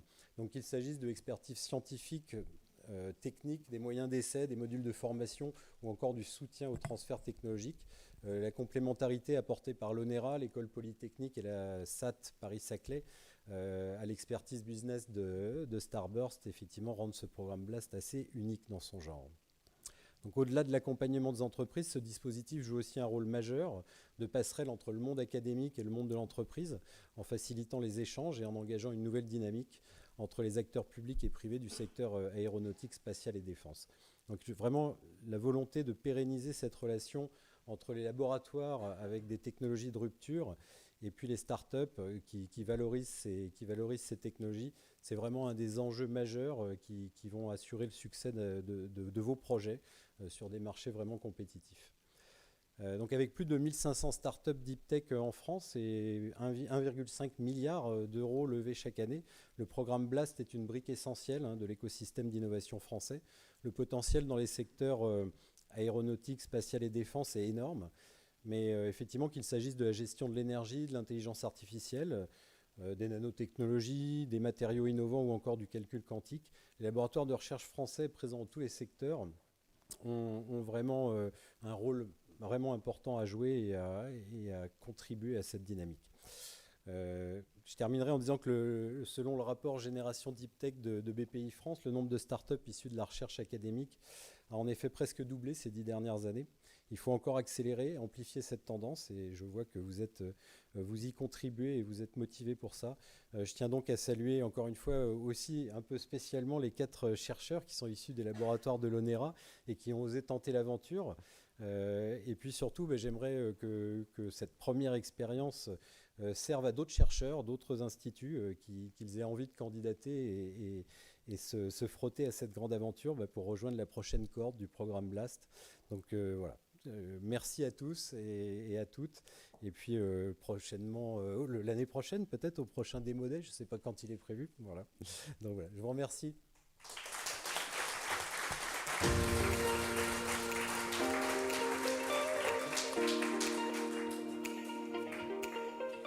Merci beaucoup. Voilà, nous avons fini notre démodé. Nous espérons que voilà, vous avez passé une après-midi que vous avez apprécié, en tous les cas autant que nous, parce que voilà, on a pris beaucoup de plaisir à préparer ce démodé et à être là devant vous. On ne se quitte pas sans que je vous dise que la prochaine séance de Blast, c'est le 23 mars. Donc on fera l'ouverture des candidatures pour la prochaine cohorte recherche, qu'on va appeler Blast Émergence, et Startup. Donc voilà, avec le programme Blast Bootcamp dont vous venez de voir les résultats aujourd'hui. Bah pour YouTube, c'est fini. Pour nous en salle, voilà, on va pouvoir continuer tranquillement à échanger et puis à partager encore voilà, ce beau rassemblement. Merci beaucoup, merci à tous.